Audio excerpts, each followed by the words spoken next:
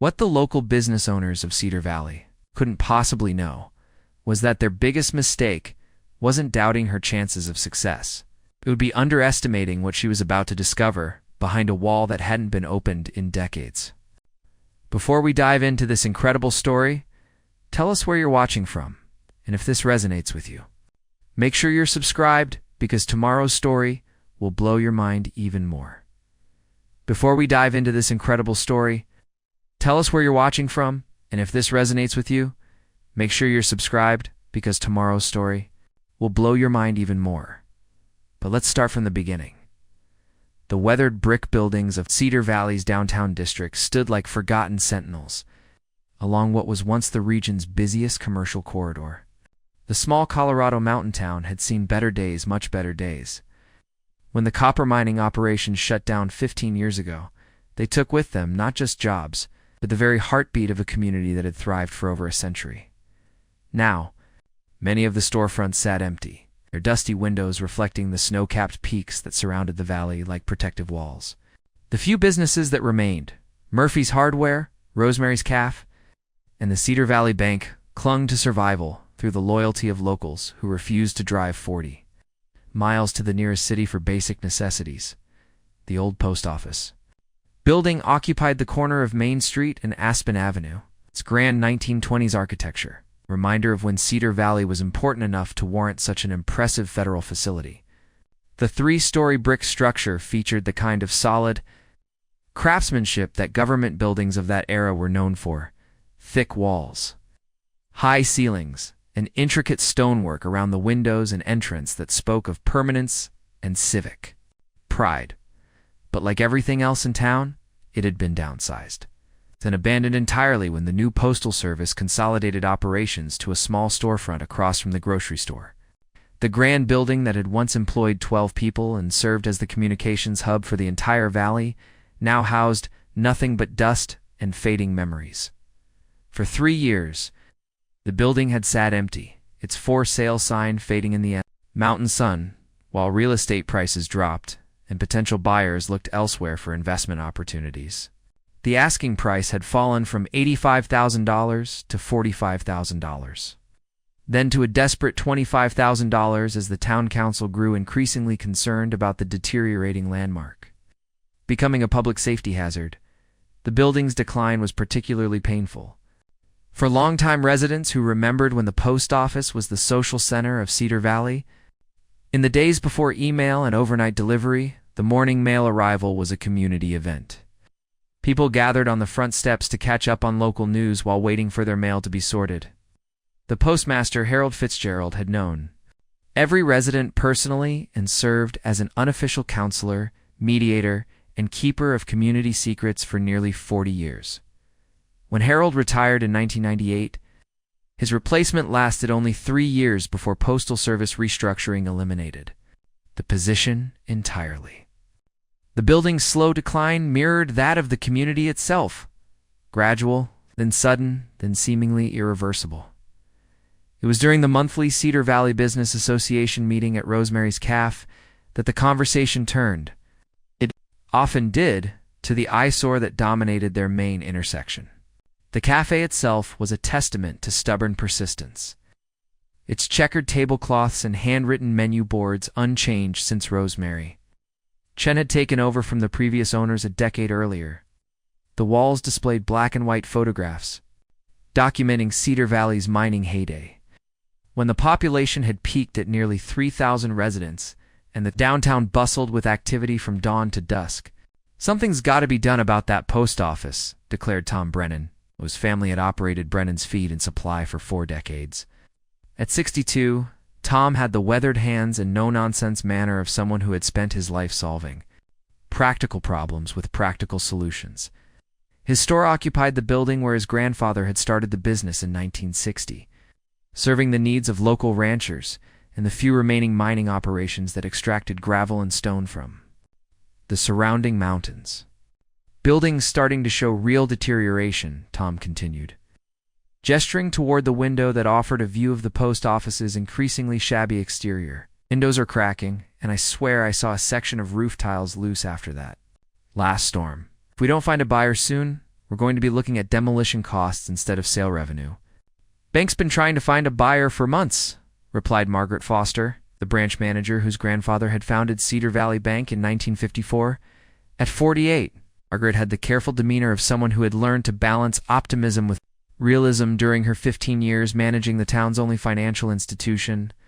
Problem is, nobody wants to invest in a building that size when there's no clear path to profitability. What's someone going to do with 4,000 square feet in a town of 800 people? The gathered business owners, a mix of shopkeepers, restaurant operators, and service providers who had watched their community shrink year after year, nodded in resigned agreement. They had all considered various possibilities for the building, but the economics never made sense. Too big for a single retail operation, too expensive to convert to apartments. It's too old to meet modern commercial building codes without massive investment. Heard there was some interest last week, offered Jake Martinez, who ran the town's only auto repair shop from a converted barn on the outskirts of town. Jake was one of the younger business owners at 34, having returned to Cedar Valley after a stint in Denver's automotive industry when his father's health forced early retirement. Real estate agents said someone made an inquiry about the building. Didn't sound too serious, though. It's probably another city investor looking to flip properties, Margaret said, with barely concealed disdain. Had 3 of those in the past year. They take one look at our population demographics and disappear faster than snow in July.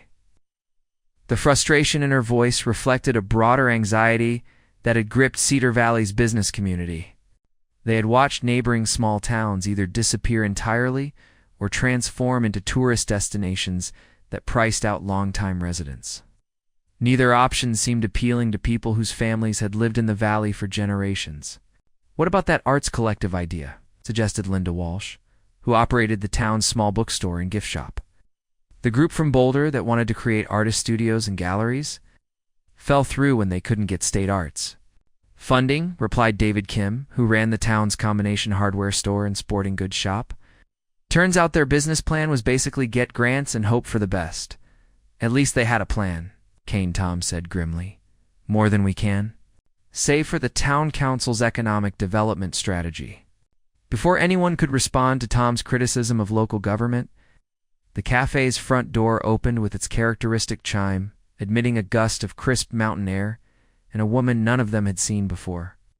She appeared to be in her late 30s, with shoulder-length brown hair, the kind of understated confidence that comes from having faced significant challenges and emerged stronger. Her clothing was practical dark jeans, a forest green sweater, and hiking boots that showed actual use, but everything about her bearing suggested someone accustomed to being taken seriously in professional settings. Beside her stood a girl. Of perhaps 16, her auburn hair caught back in a ponytail, and her attention focused on the tablet computer she carried. Unlike her mother's practical appearance, the teenager wore the kind of vintage band t-shirt and artistic jewelry that marked her as someone unafraid to express individuality in a conservative small town. Despite her casual attire, there was something in her posture and the way she observed her surroundings that suggested intelligence and maturity beyond her years. The woman scanned the cafe's interior, taking in the assembled business owners with the methodical attention of someone gathering information rather than simply looking for a table. When her eyes met Margaret's, she approached with the directness of someone who had made a decision and intended to follow through. "Excuse me," she said, her voice carrying a slight accent that suggested origins somewhere in the Pacific Northwest. "I'm looking for Margaret Foster from Cedar Valley Bank. I was told I might find her here." Margaret set down her coffee cup, immediately shifting into professional mode despite the informal setting. "That's me. Margaret Foster, branch manager. How can I help you?" "I'm Elena Rodriguez," the woman replied, extending her hand with a firm grip that spoke of physical work and practical experience. "This is my daughter Sophia. I understand you're handling the sale of the old post office building." A murmur of surprise rippled through the group. Tom Brennan's eyebrows rose as he processed that this unassuming woman might be the mysterious inquirer Jake had mentioned. The assembled business owners exchanged glances that mixed curiosity with skepticism. They had learned to be cautious about outsiders who showed sudden interest in their community. "I am indeed," Margaret confirmed, her banker's instincts engaging as she assessed this potential customer. Elena Rodriguez didn't look like the typical property investor who occasionally passed through Cedar Valley. No expensive suit, no flashy jewelry, no entourage of assistants or contractors. It's just a woman with a practical manner and a teenager who seemed more interested in whatever was on her tablet than in impressing the local business establishment.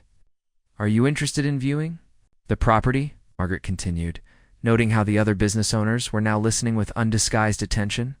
"I've already driven by several times," Elena replied matter-of-factly. "What I'm interested in is making an offer." The directness of her statement caught everyone off guard. Most potential buyers spent weeks researching, requesting inspections. In negotiating terms, Elena Rodriguez appeared ready to move immediately, which suggested either serious commitment or dangerous naivety. "Well," Margaret said, glancing around at the other business owners who were now listening with barely concealed fascination, "perhaps we should discuss this privately. The property does have some significant considerations that potential buyers need to understand, such as..." Elena asked, apparently unconcerned about conducting business in front of the entire local business community. Margaret hesitated, choosing her words carefully. In her experience, discussing a property's challenges in front of a group often led to complications. But something about Elena's straightforward manner suggested she preferred honest communication over diplomatic evasion. "The building has been vacant for 3 years," Margaret began. "There are maintenance issues, compliance requirements for commercial use, and the economic realities of operating a business in Cedar Valley's current market conditions." It was Tom Brennan who decided to speak more directly, his weathered face creasing into the expression of someone who had learned to deliver difficult truths without malice. "Ma'am, with all due respect, what exactly are you planning to do with a 4,000 square foot building in a town where half the existing businesses are barely breaking even?" Elena turned to face him, her expression thoughtful rather than defensive. She seemed to appreciate directness over polite evasion. "Mr. Brennan." Tom Brennan. Brennan's Feed and Supply. "Mr. Brennan, I'm planning to open a community services center, a place that combines practical services people actually need with spaces for local organizations and events." The concept was vague enough to raise more questions than it answered, but something in her tone suggested she had given this considerable thought. Unlike the previous potential buyers who had focused on profit margins and quick returns, Elena seemed to be discussing something more like a mission than a business venture. "What kind of services?" asked Rosemary Chen, the cafe owner whose pragmatic nature had helped her business survive when larger establishments had failed. Rosemary had emigrated from Taiwan in the 1980s and understood better than most what it meant to build something from nothing in a skeptical community.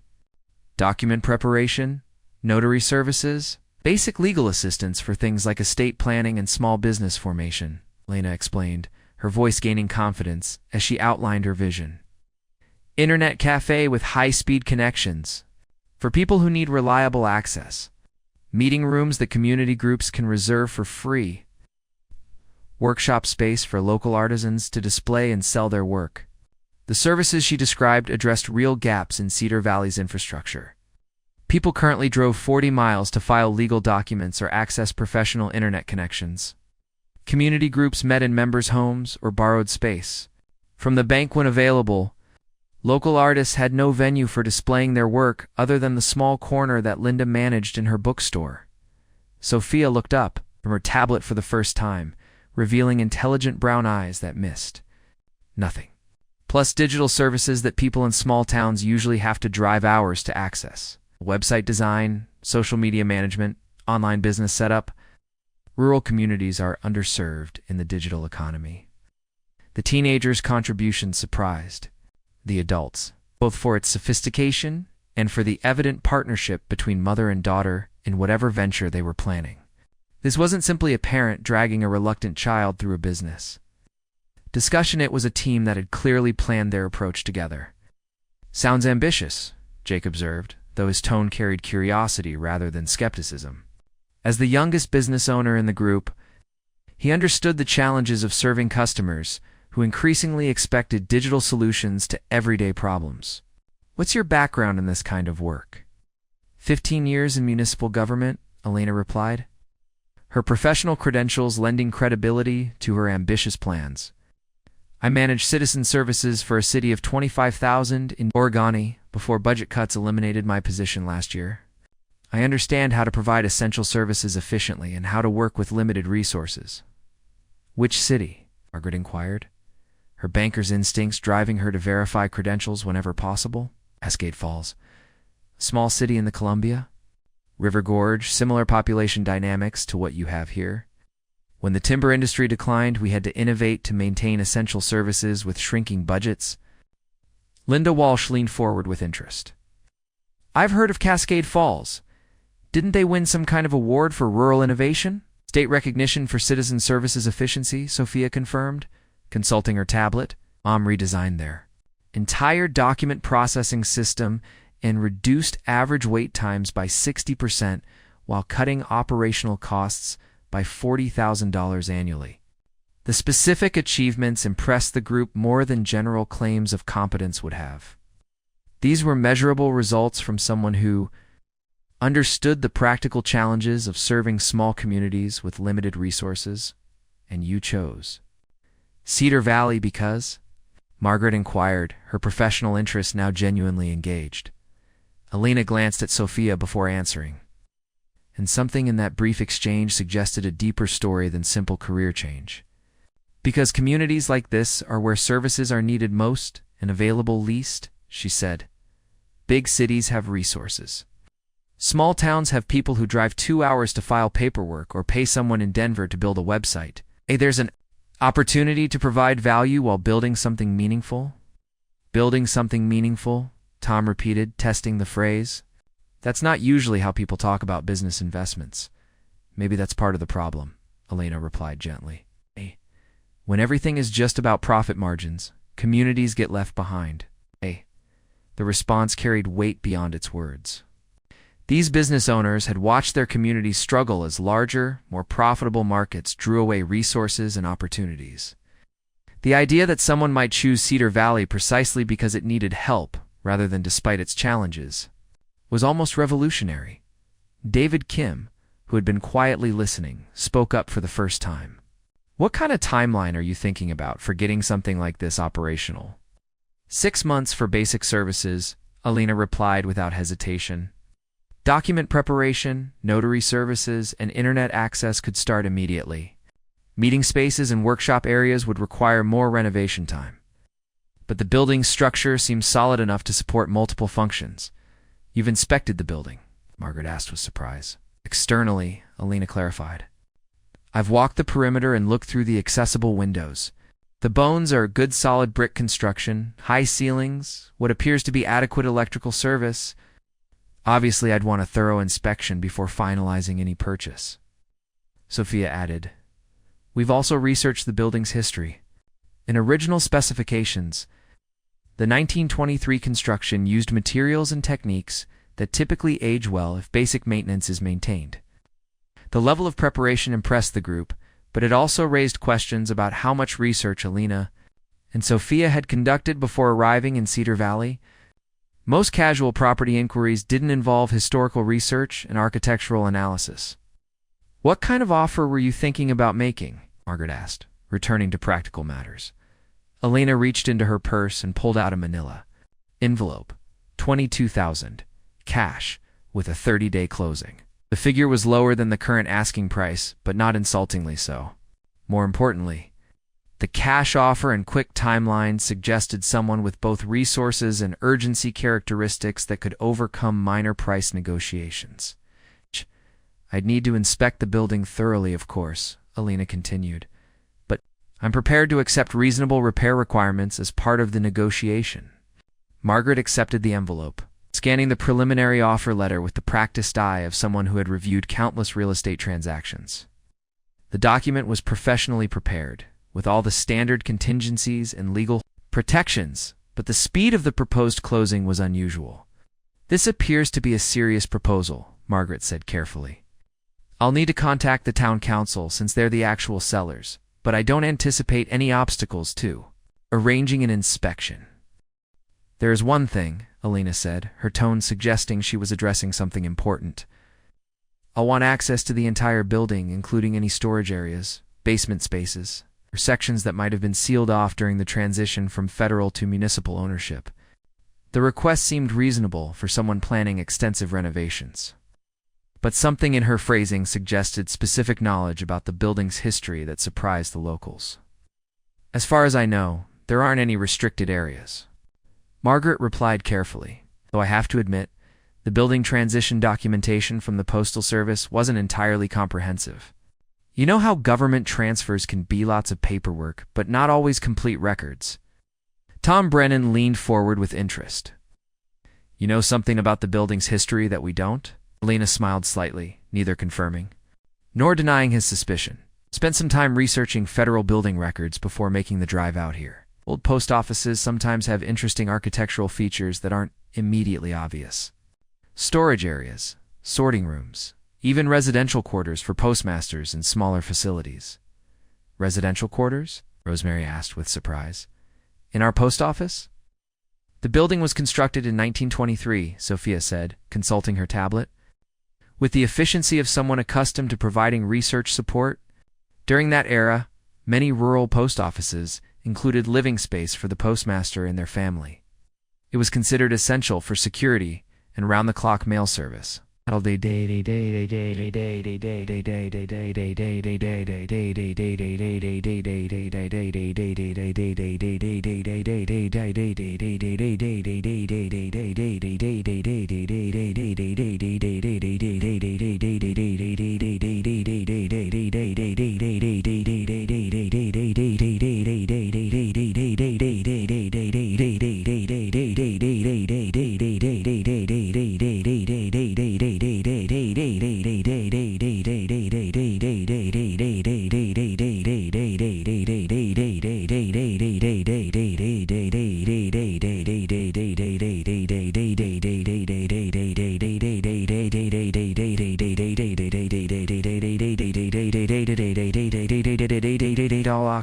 About the extent of Alina and Sophia's research, they seemed to know more about the building's original design than most of the longtime residents.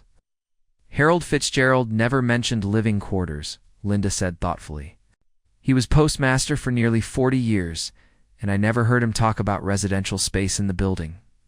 Doesn't mean it wasn't there, Jake pointed out. Could have been sealed off or converted to storage decades ago. Government buildings from that era often had features that got modified over time. Exactly, Alina agreed. That's why I want access to the entire building during the inspection. If there are hidden areas or unusual architectural features, they could affect renovation. Planned significantly. Margaret nodded approvingly. Thorough planning. Appreciate that approach. I'll arrange for building access tomorrow morning if that works for your schedule. Perfect, Alina replied.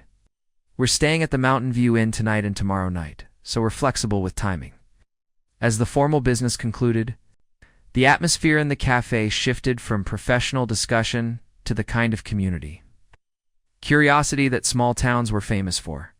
Alina and Sophia found themselves invited to join the group's table. And what followed was the kind of informal interview that newcomers to close-knit communities always experienced. So what brought you to Colorado specifically? Rosemary asked. As she refilled coffee cups and provided Sophia with hot chocolate despite not being asked, the gesture was typical of Rosemary's approach to hospitality, practical kindness, without unnecessary fanfare. We wanted mountain living, but with access. 2 larger cities when necessary, Alina explained. After my position was eliminated, Sophia and I decided it was time to take control of our future instead of depending on government employment. Your husband supportive of the career change? Tom inquired, though his tone suggested genuine interest. Rather than nosiness, Elena's expression tightened almost imperceptibly. It's a kind of subtle change that revealed more than words. It's just Sophia and me, has been for several years now. The brief response discouraged further questions about family circumstances, but it also established Alina as someone who had been managing challenges independently for some time. In a community where self-reliance was valued, single parenthood didn't carry the stigma it might in other places. Oh. Mom's being modest, Sophia interjected with the pride that only teenagers can display for their parents' achievements. She saved the city of Cascade Falls like $40,000 a year by redesigning their citizen services processes. The mayor said she was the most efficient department head they'd ever had. Then why eliminate the position? Jake asked with the direct curiosity of someone who had watched skilled people leave his community for lack of opportunities. Elena's smile turned rueful. Carrying the weight of someone who had learned that competence didn't guarantee job security, because efficiency doesn't matter when state funding gets cut by 30%. They kept the services that were legally mandated and eliminated everything that was just helpful. Helpful services, Margaret repeated thoughtfully. Like what you're proposing to offer here. Exactly. Document preparation, small business assistance, digital services, things that make life easier but aren't required by law. When government can't provide them, private enterprise should fill the gap. If it's profitable, Tom pointed out pragmatically. If it's sustainable, Elena corrected. Profit and sustainability aren't always the same thing, especially in small communities. The distinction resonated with business owners who had learned to balance community service with economic survival. They understood the difference between maximizing short-term profits and building long-term viability. What's your plan for generating revenue? David asked with the practical concern of someone who had struggled to make his own. Business profitable in Cedar Valley's limited market? Elena leaned forward, her expression becoming more animated as she discussed the business model she had clearly. Spent considerable time developing. Multiple revenue streams scaled to community capacity, document services and notary work provide steady income. Internet cafe and computer services generate hourly fees. Meeting room rentals from outside. Organizations help cover overhead. Workshop space rentals from artisans create ongoing relationships. Plus digital services for businesses throughout the region, Sophia added. Rural areas are underserved for website development, social media management, and online marketing. We can serve clients remotely while maintaining local presence. Certainly thought this through, Linda observed approvingly. Most people who show interest in our community have vague ideas about rural opportunities without specific plans. Planning is essential when resources are limited, Elena replied. I've learned that in municipal government, you can't afford to waste time or money on approaches that haven't been thoroughly researched. As the conversation continued, several things became clear about Elena Rodriguez. She had practical experience with the services she planned to offer, understood small-town economics, and possessed both the analytical skills and personal motivation necessary for building something from nothing. More importantly, she seemed genuinely committed to choosing Cedar Valley rather than simply settling for it. $22,000 seems like a reasonable offer, Margaret said as the informal interview wound down, assuming the building inspection doesn't reveal any major structural problems. Assuming the town council approves the sale, Tom added. Though I can't imagine they'd have objections to someone with your background and intentions, Lena nodded appreciatively. I understand that communities like this have to be careful about outside investors who make promises they don't keep. I'm hoping actions will speak louder than words. Actions usually do around here, Rosemary agreed with the wisdom of someone who had earned acceptance through consistent service rather than grand gestures. We've learned to judge people by what they accomplish, not what they claim they're going to accomplish. As Elena and Sophia prepared to leave, having arranged to meet Margaret at the post office building the following morning, the assembled business owners exchanged glances that conveyed cautious optimism mixed with lingering skepticism. The Mountain View Inn sat on a small rise overlooking Cedar Valley's main street, its rustic charm masking modern amenities that served the few tourists who ventured into the area for hiking and fishing. Elena and Sophia's room offered a clear view of the post office building, allowing them to study its exterior details as the evening light faded behind the surrounding peaks. What do you think they really believe about our plans? Sophia asked, as she researched local zoning regulations on her laptop. They want to believe, Elena replied thoughtfully, but they've been disappointed before. Small communities learn to protect themselves by expecting the worst while hoping for the best. And what do you really think about what we're going to find tomorrow? Lena considered the question while studying the building's facade. Her research into federal building records had revealed more than she had shared with the business owners. The 1923 construction specifications included details that didn't match the current building layout, suggesting modifications that weren't reflected in any subsequent documentation. "I think we're going to find exactly what we came here looking for," she said finally. "The question is whether we're prepared for what comes after that." Neither Alina nor the local business owners could have anticipated that her systematic exploration of the old post office would uncover something far more significant than hidden rooms or forgotten storage areas. What she was about to discover would transform her simple plan for a community services center into the epicenter of a crisis that would test every relationship she was beginning to build and challenge everything she thought she knew about federal government operations. The $22,000 investment was about to become far more complicated than anyone in Cedar Valley could possibly imagine. But for now, Alina Rodriguez was simply a woman with practical plans and modest ambitions, preparing to start over in a community that needed exactly the services she was qualified to provide. The hidden truth that would change everything was still waiting behind walls that hadn't been opened since the 1950s, containing secrets that certain people had worked very hard to keep buried. Tomorrow's building inspection would begin a chain of events that would ultimately reveal whether Cedar Valley's newest resident possessed the courage and determination necessary to protect both her own future and the community that was cautiously beginning to accept her. The story was just beginning. The morning sun cast long shadows across Cedar Valley's main street as Elena and Sophia made their way to the post office building. Margaret Foster waited beside her bank-issued sedan, a ring of keys in one hand and a thick folder of building documentation in the other.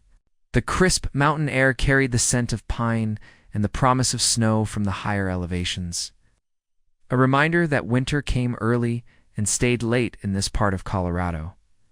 "Good morning, Margaret," called as they approached.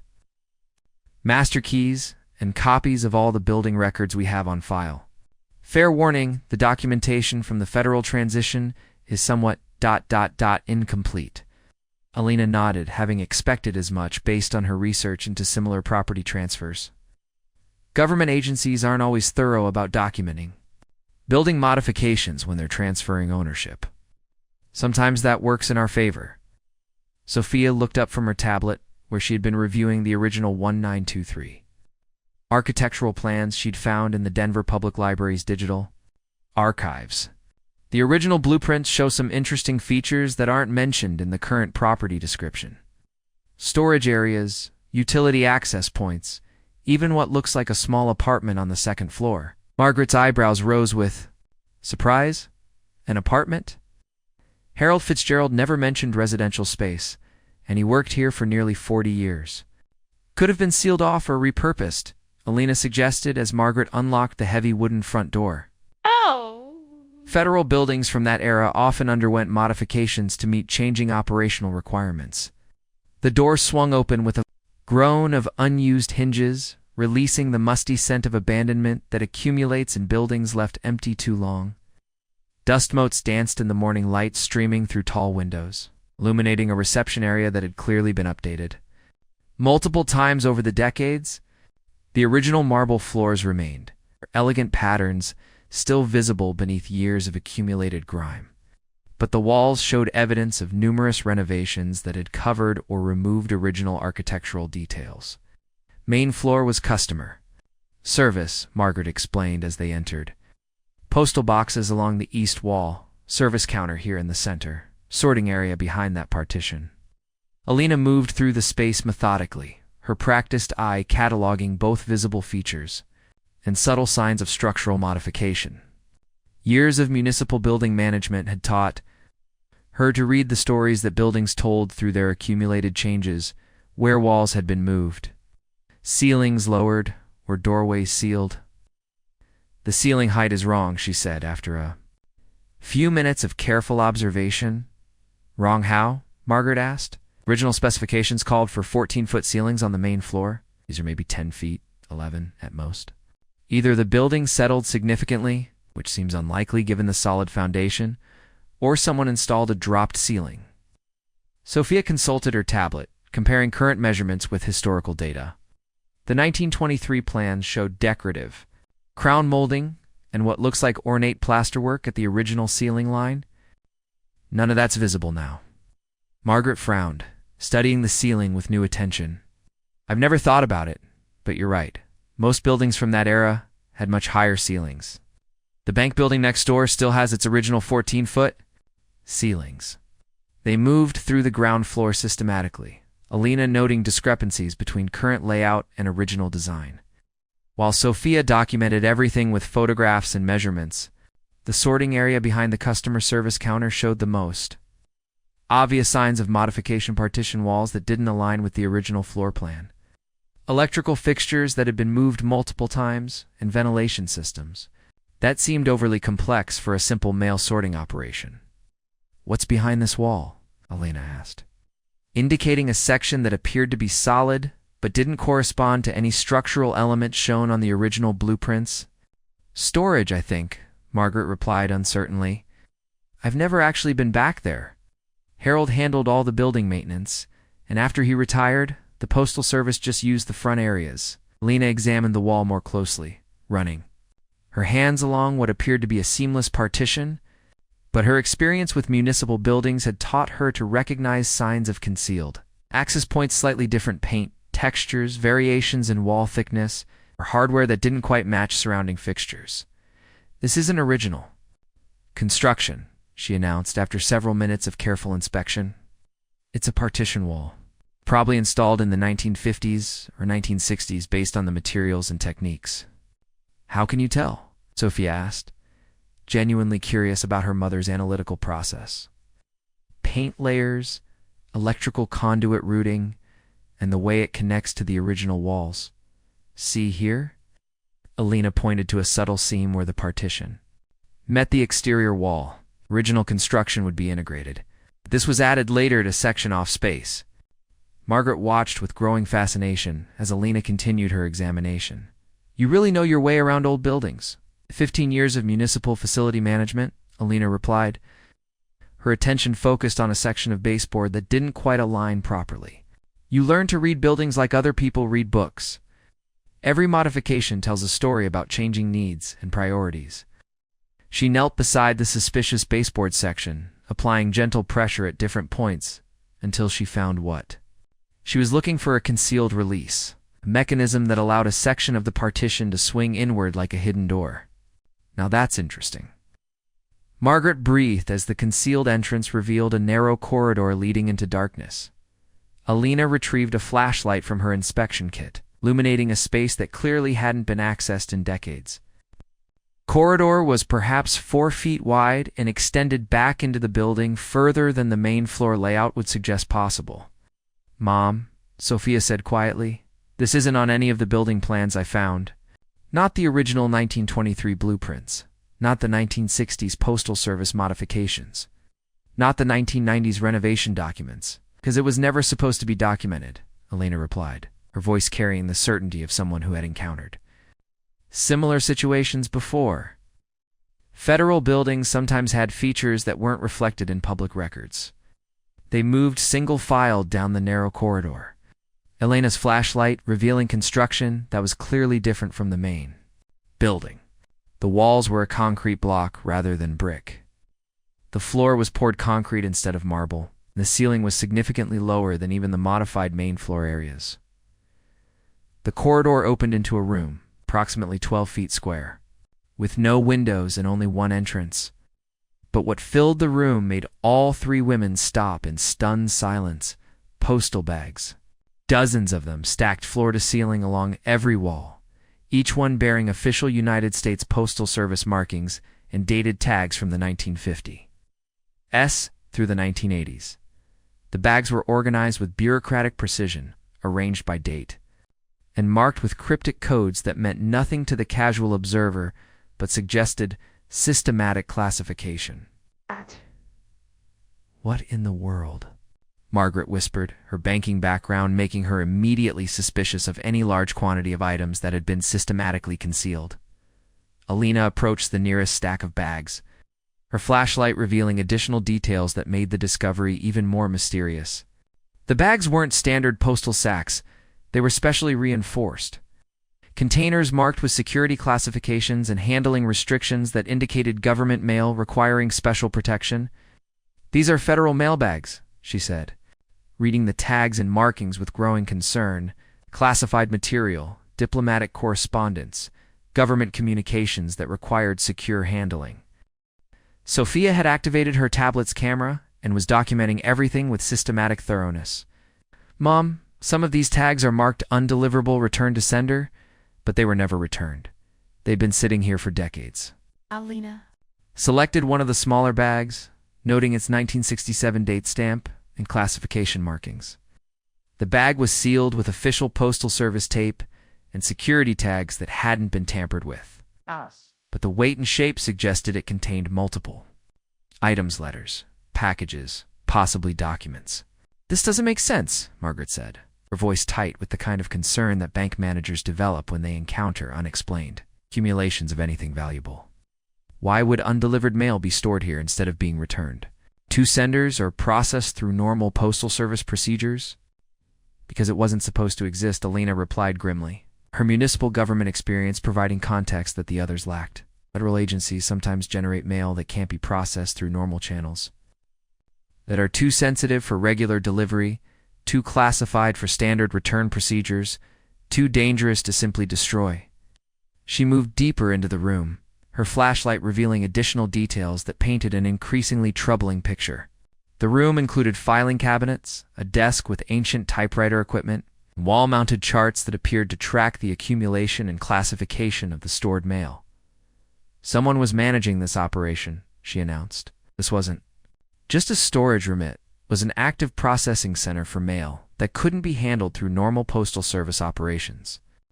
Sophia had discovered additional rooms branching off from the main storage area, each one containing different categories of accumulated mail, organized with the kind of systematic precision that indicated long-term, purposeful operation.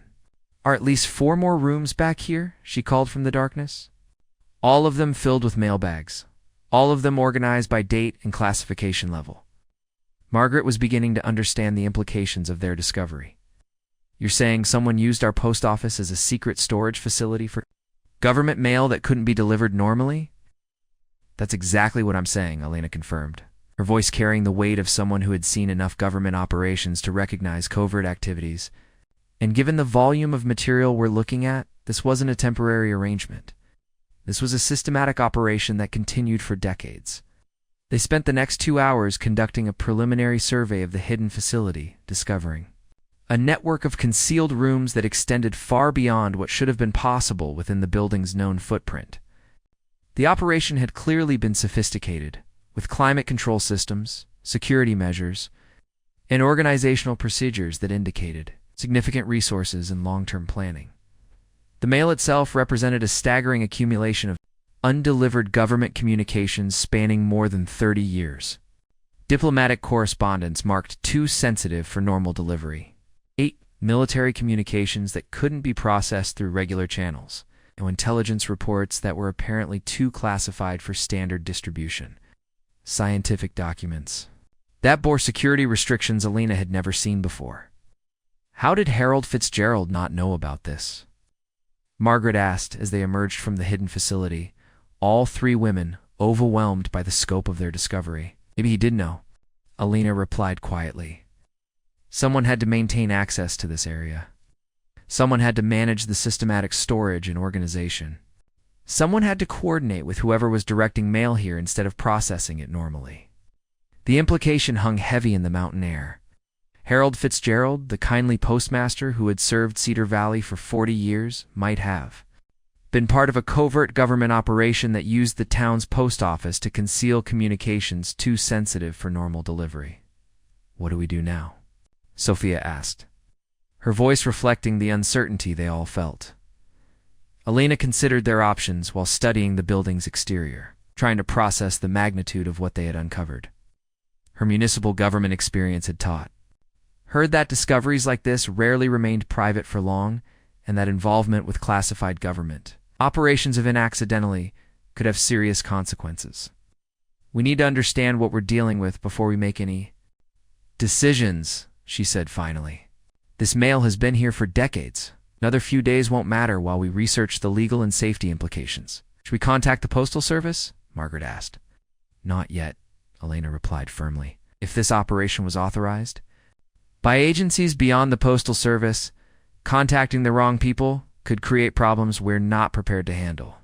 That afternoon, while Margaret returned to the bank to research property transfer documentation with new urgency, Elena and Sophia retreated to their mountain view and room to process what they had discovered and plan their next steps. Need to make some phone calls, Elena told her daughter as she retrieved a secure cell phone from her luggage, one that Sophia hadn't seen before and that suggested her mother's government. Experience included capabilities she hadn't previously disclosed. Mom, Sophia said carefully, you know more about this kind of thing than you've been telling me, don't you?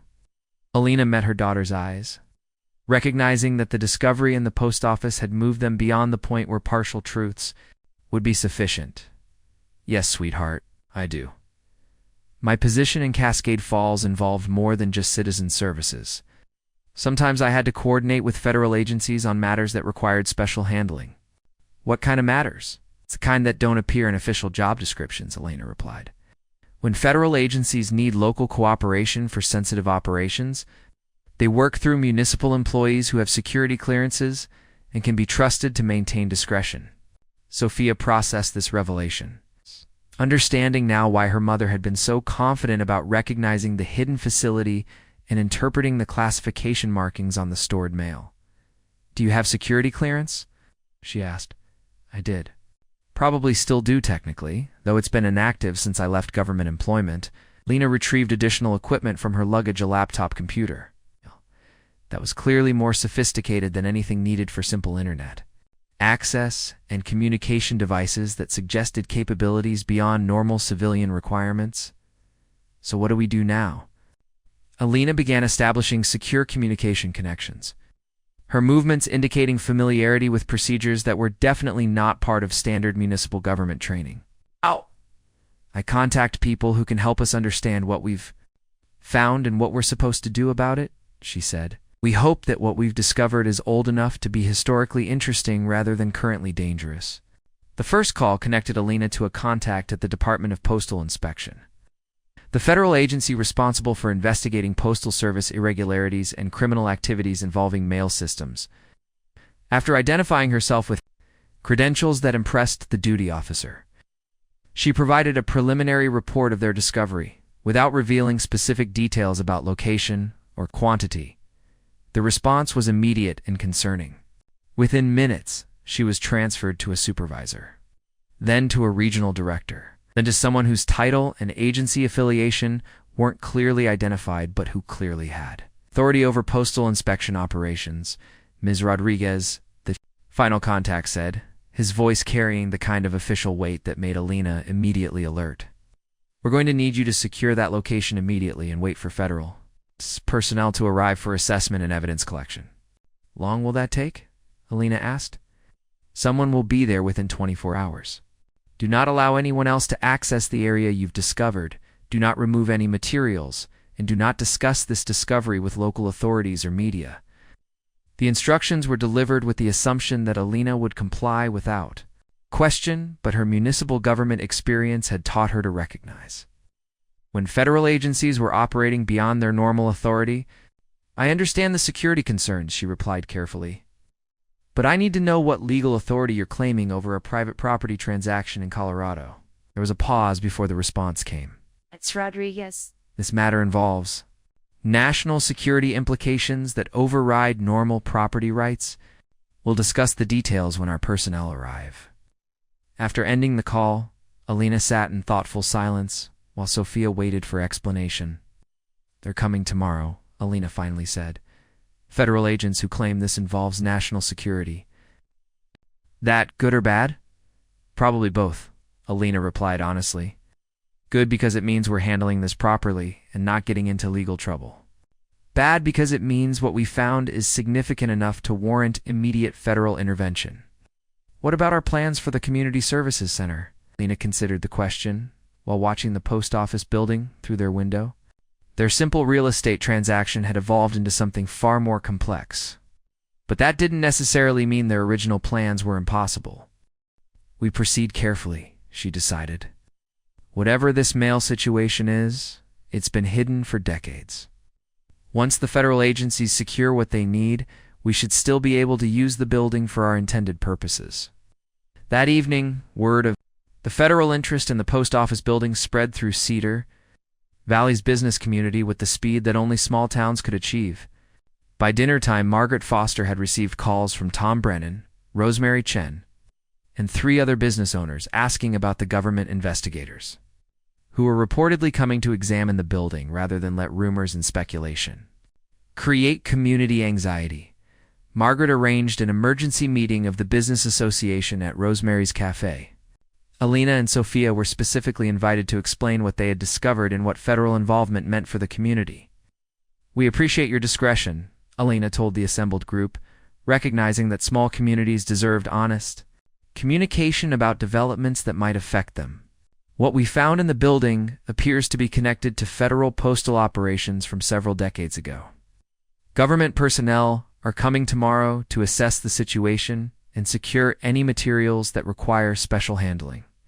"What kind of materials?" Tom Brennan asked with the directness that had made him an effective community leader for decades. Alina chose her words carefully. "Balancing honesty with security requirements, mail that wasn't delivered through normal postal service procedures, government communications that required special handling for various reasons." "How much mail are we talking about?" David Kim inquired. "Significant quantities," Alina replied. "Organized systematically and stored for extended periods." Jake Martinez leaned forward with the practical concern of someone who understood that government involvement could complicate simple business transactions. "What does this mean for your purchase of the building?" "Unknown at this point," Alina admitted. "The federal agencies will secure whatever they need. But there's no reason to assume that prevents normal commercial use of the remaining space." Margaret nodded in agreement. The property sale was conducted through proper legal channels. Lena's purchase contract should remain valid, regardless of what federal agencies need to do about historical materials found on the premises, unless those materials were never supposed to be there in the first place, Rosemary observed, with the practical wisdom of someone who had learned to be cautious about government operations that operated outside normal channels. The comment highlighted the central uncertainty they all faced. If the stored mail was the result of authorized federal operations, its removal would likely proceed smoothly with minimal impact on Elena's business plans. But if the storage operation had been unauthorized or illegal, the discovery could trigger investigations that would complicate everything. "Harold Fitzgerald was postmaster here for 40 years, Linda Walsh said thoughtfully. "If there was a secret storage operation in that building, he would have known about it. Which means he was either part of an authorized federal operation, or part of something that wasn't supposed to happen," Tom concluded grimly. The implications were troubling for a community that had respected Harold Fitzgerald as an honest, dedicated public servant. The possibility that their longtime postmaster had been involved in unauthorized activities challenged assumptions about trust and integrity that went to the heart of small-town relationships. "Maybe we should wait to see what the federal investigators discover before we start questioning Harold's integrity," Margaret suggested diplomatically. "Or maybe we should be prepared for the possibility that things weren't what they seemed," Lena replied, her experience with government operations providing a more cautious perspective. As the meeting wound down, Lena found herself committed to keeping the community informed about developments while maintaining the security requirements that federal agencies would undoubtedly impose. It was a delicate balance that would test both her diplomatic skills and her loyalty to the community that was beginning to accept her. The next morning brought the arrival of federal personnel, who exceeded everyone's expectations for both professionalism and the obvious seriousness with which they regarded the situation. 3 vehicles with government plates pulled up to the post office building before dawn, discharging agents whose equipment and procedures indicated this was far from a routine evidence collection operation. Special Agent Sarah Chen of the Department of Postal Inspection introduced herself to Alina with credentials that included security clearances and federal authority that immediately established the gravity of the situation. "It's Riz Rodriguez. Thank you for your cooperation in securing this," Site Agent Chen said as they stood outside the post office building. "Before we proceed with our assessment, I need to understand exactly how you discovered the concealed areas and what your intentions are regarding this property." Elena provided a detailed account of her building inspection, her recognition of architectural inconsistencies, and her systematic exploration that had revealed the hidden facility. Agent Chen's questions demonstrated both thoroughness and a level of background knowledge that suggested the federal agencies already knew more about the building's history than they were initially revealing. "Your security clearance from Cascade Falls is noted in our records," Agent Chen mentioned, confirming Elena's suspicion that her background had been researched before the agent's arrival. "That will simplify certain aspects of this situation." "What can you tell me about what we're dealing with?" Elena asked. "More than I can discuss in detail, but enough to confirm that your discovery is significant for national security reasons," Agent Chen replied. "The materials stored in this facility appear to be connected to federal operations that require special handling and classification review. The systematic exploration of the hidden facility took most of the day, with federal agents cataloging and securing mail bags, while Elena and Sophia waited in their hotel room under instructions not to discuss the ongoing operation with anyone. By evening, Agent Chen was ready to provide a preliminary briefing about what they had found and what it meant for Elena's property purchase. The facility contains approximately 3,000 pieces of undelivered government mail spanning from 1954 to 1987, Agent Chen reported. Much of it appears to be classified correspondence that was diverted from normal postal processing for reasons we're still investigating. "Was this an authorized operation?" Lena asked. "That's one of the things we're trying to determine, Agent," Chen replied diplomatically. "The documentation we've found suggests a complex operation that may have involved multiple federal agencies. But the authorization trail isn't entirely clear. What does this mean for my building purchase? Your contract should remain valid. We'll need to complete our investigation and secure any materials that require federal custody. But there's no legal impediment to your commercial use of the property." Elena felt relief that her business plans could still proceed, but she also recognized that the federal investigation was likely to continue for some time, bringing with it the kind of attention that small communities typically preferred to avoid. "How long will the investigation continue?" "It's difficult to predict," Agent Chen admitted. "Depends on what we discover about the authorization and oversight of the storage operation. Could be weeks, could be months." That evening, as federal agents continued their work under portable lighting systems that turned the post office building into a scene from a crime drama, Elena met with the business association to provide what updates she could while respecting security requirements. "The federal agents confirmed that the materials we found are significant enough to warrant ongoing investigation," she told the assembled business owners. "But they've also confirmed that my property purchase can proceed normally." "The investigation itself?" Margaret asked. "Will that bring unwanted attention to our community?" "Possibly," Elena replied honestly. "Federal investigations sometimes attract media attention, especially when they involve historical mysteries or government operations that weren't previously public knowledge." The prospect of media attention was troubling for a community that valued privacy and had worked hard to maintain the kind of quiet stability that attracted neither tourists nor trouble. "We'll deal with whatever comes," Tom Brennan said with the stoic determination that had kept his family business operational. Through multiple economic challenges, Cedar Valley has survived worse than government investigators and news reporters. "Besides," Rosemary added with practical optimism, "maybe this will bring some positive attention to our community. Historical mysteries sometimes attract the kind of tourism that helps local businesses." As Elena prepared for what would likely be weeks or months of federal investigation, she reflected on how dramatically her simple real estate purchase had evolved. What had begun as a straightforward plan to establish a community services center had become involvement in a decades-old mystery, involving federal mail operations that had operated outside normal oversight. But rather than feeling overwhelmed by the complications, Elena found herself energized by the challenge. Her government experience had prepared her for exactly this kind of situation: complex, sensitive, requiring discretion and competence. In equal measure, the community of Cedar Valley was about to discover whether their newest resident possessed the skills and determination necessary to navigate federal investigations while building the business relationships that would sustain her family's future. The hidden mail that had waited in darkness for decades was finally being brought into the light. And with it, secrets that would test everything Alina thought she knew about government operations and the trust that communities place in their public servants. The real story was just beginning. 2 weeks after the federal agent's arrival, Alina stood in the renovated main floor of her newly purchased post office building, watching contractors install modern lighting fixtures, while government investigators continued their work in the secured basement areas. The contrast between normal business renovation and ongoing federal investigation had become the strange new reality of her life in Cedar Valley. Special Agent Chen had been true to her word.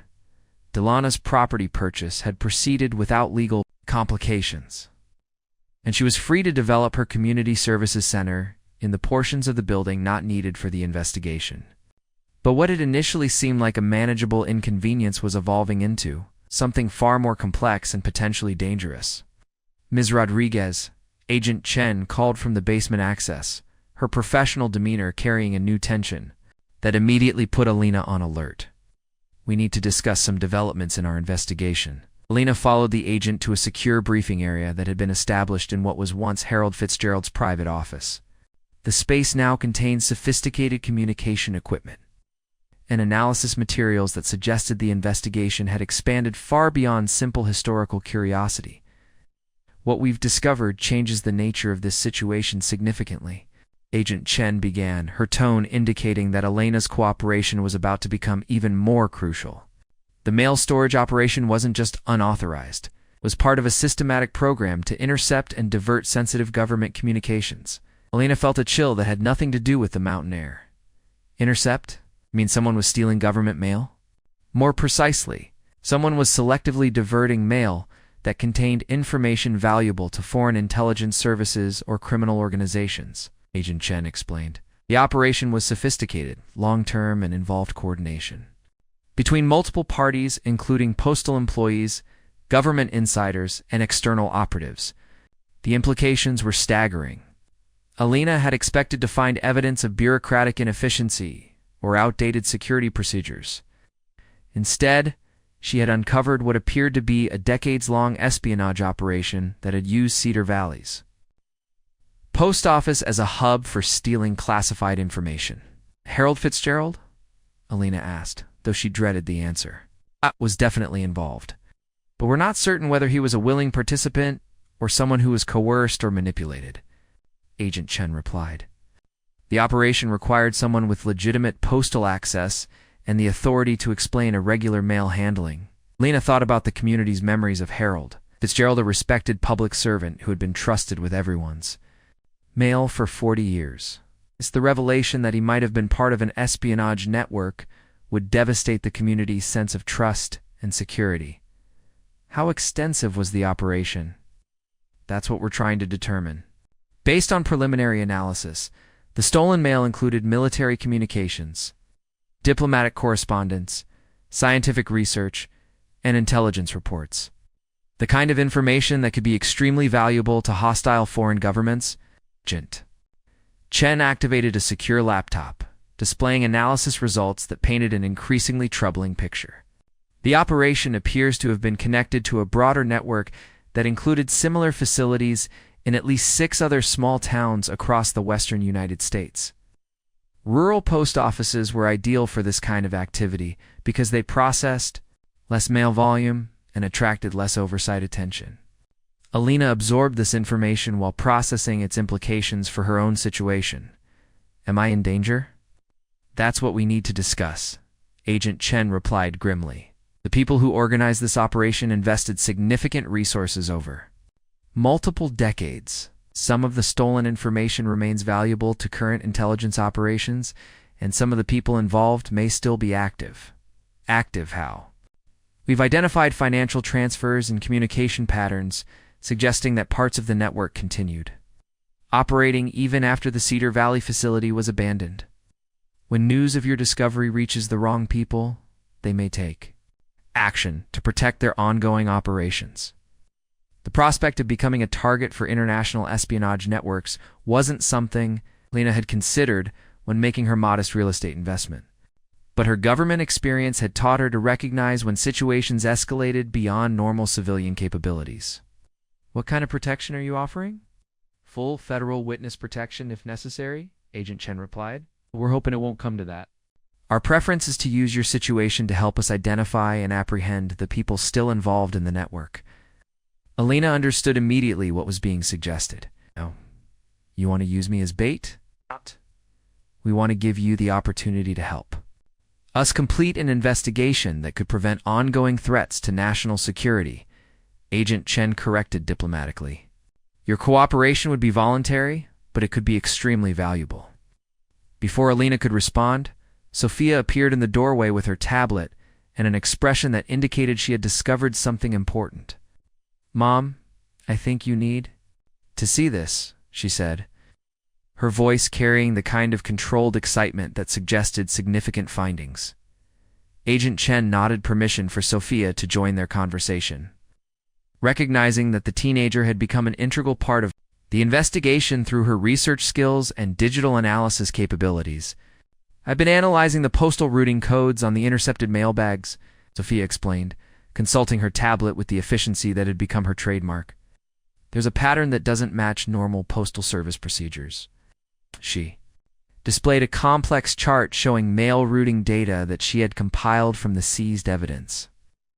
Someone was systematically identifying high-value mail based on sender addresses, destination codes, and classification markings. But they weren't intercepting everything, just specific pieces that met certain criteria. Agent Chen studied the analysis with growing interest. "What criteria?" "Military research facilities, diplomatic missions, intelligence agencies, defense contractors," Sophia replied. "But only mail going to or from specific individuals within those organizations. Someone had inside knowledge about which people had access to the most sensitive information."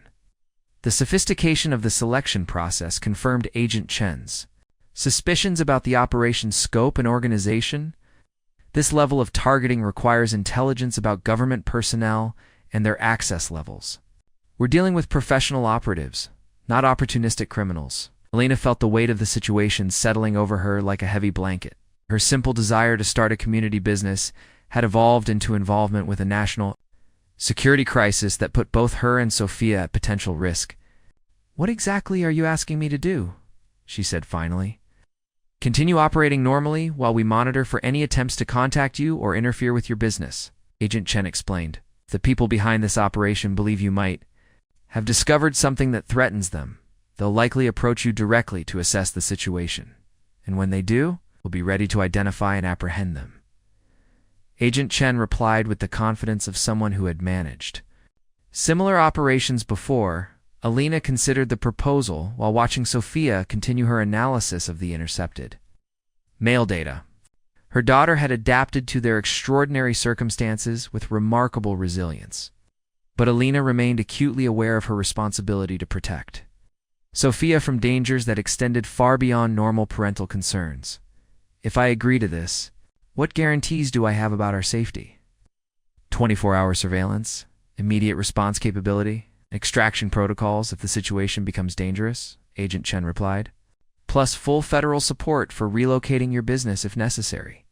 And if I decline, we provide standard witness protection and relocate both of you immediately," Agent Chen said. "But we lose the opportunity to identify the people who organized this network and prevent them from continuing similar operations elsewhere." Alina understood the choice being presented. She could prioritize her family's immediate safety by disappearing into witness protection. Or she could accept the risks involved in helping federal agents complete an investigation that might prevent future threats to national security. It was exactly the kind of moral choice that her government experience had prepared her to recognize, but never to find easy. "I need to discuss this with Sophia," Alina said finally. "Of course, but I need an answer within 24 hours. The longer we delay, the more likely it becomes that the network realizes we've discovered their operation." That evening, Alina and Sophia sat in their Mountain View room, discussing a decision that would determine not just their immediate future, but potentially their entire approach to life in Cedar Valley. "What do you think, sweetheart?" Alina asked her daughter. Sophia looked up from her tablet, where she'd been reviewing news reports about similar espionage cases. I think we didn't come this far to run away when things get difficult, she said with the matter-of-fact wisdom that continually amazed her mother. This isn't just difficult, Sophia. This is potentially dangerous.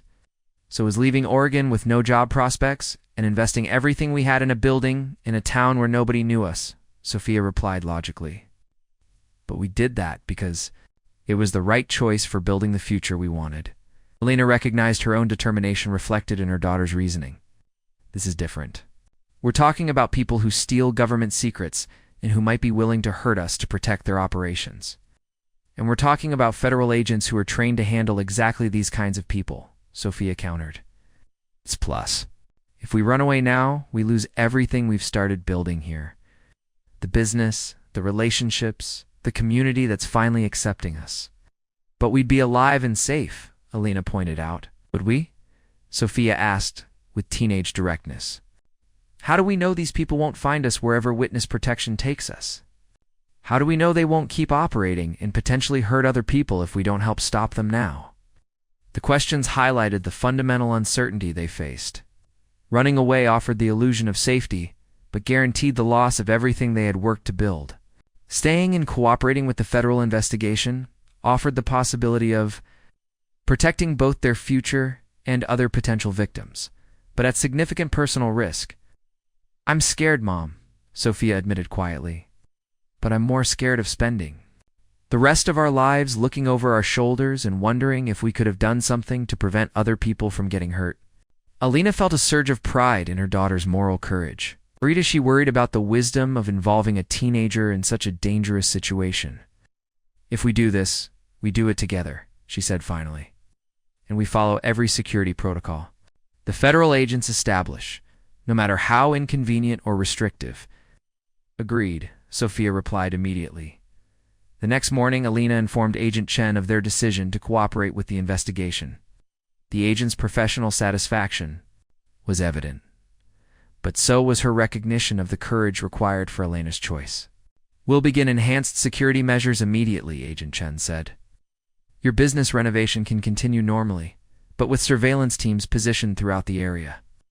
Any unusual interest in your activities will be detected and assessed.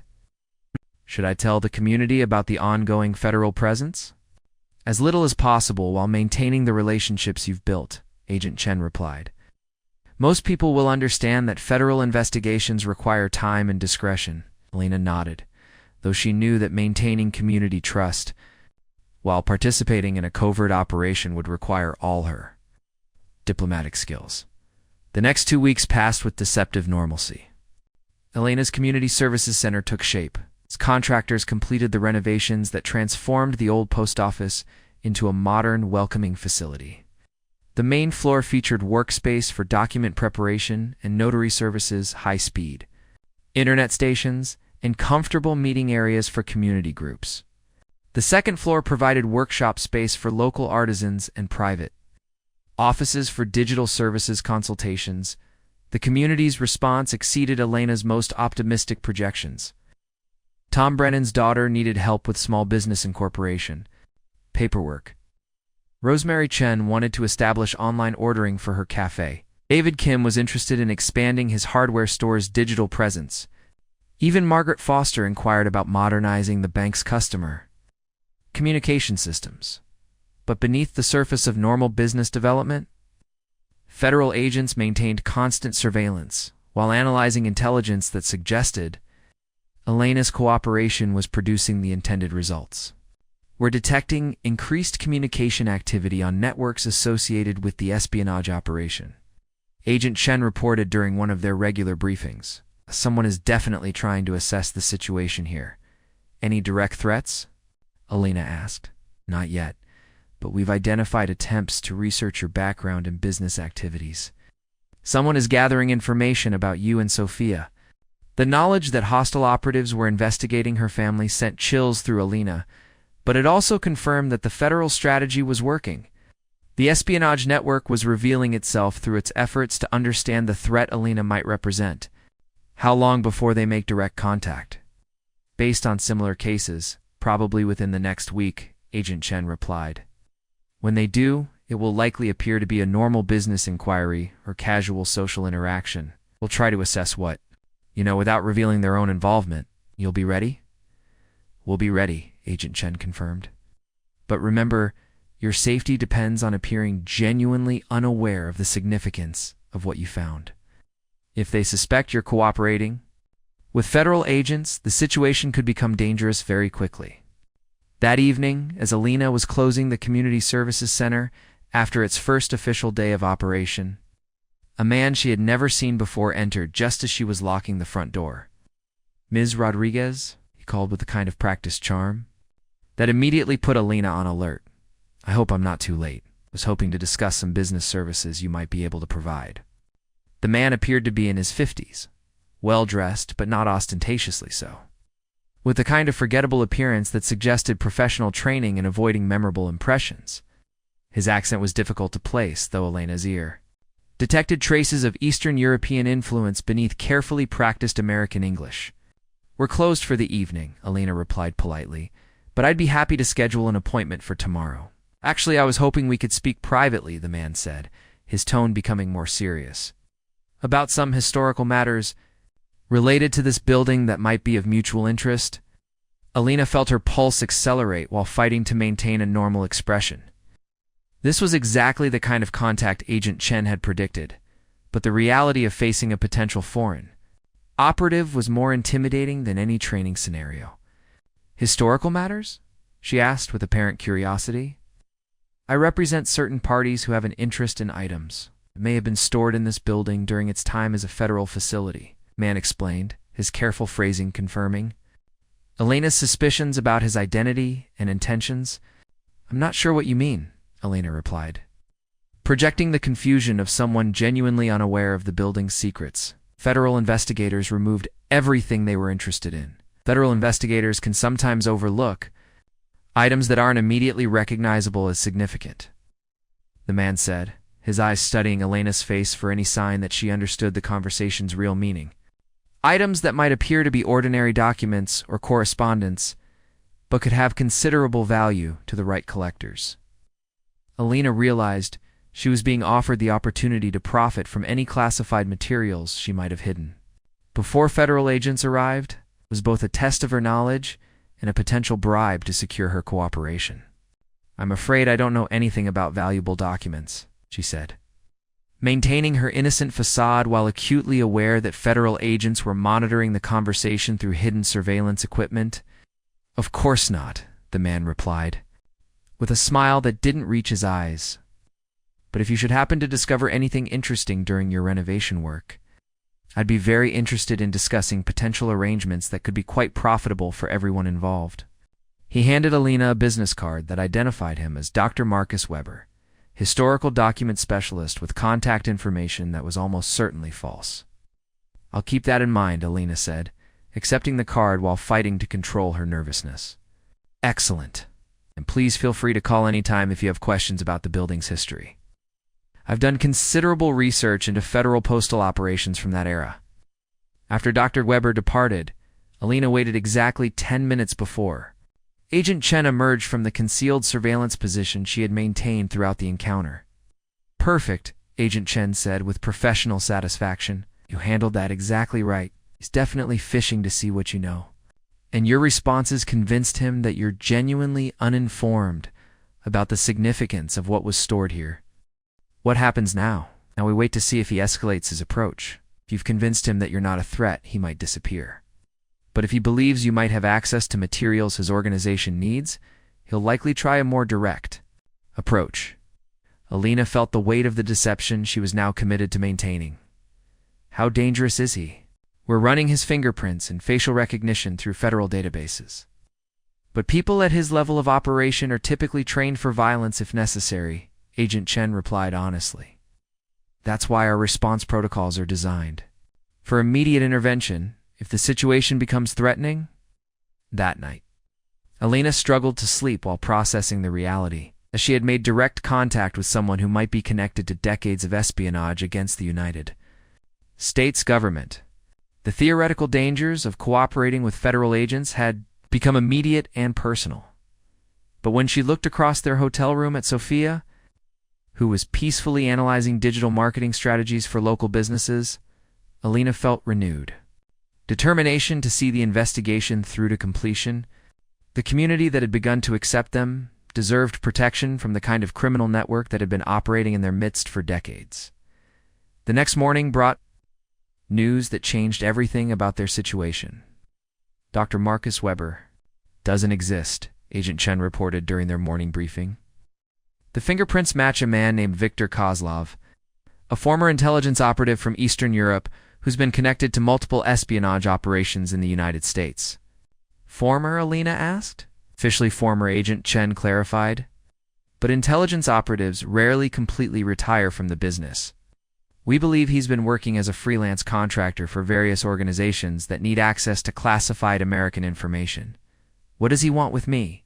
Based on his background and the nature of his contact with you, we believe he's trying to determine whether any high-value documents were missed during our evidence collection.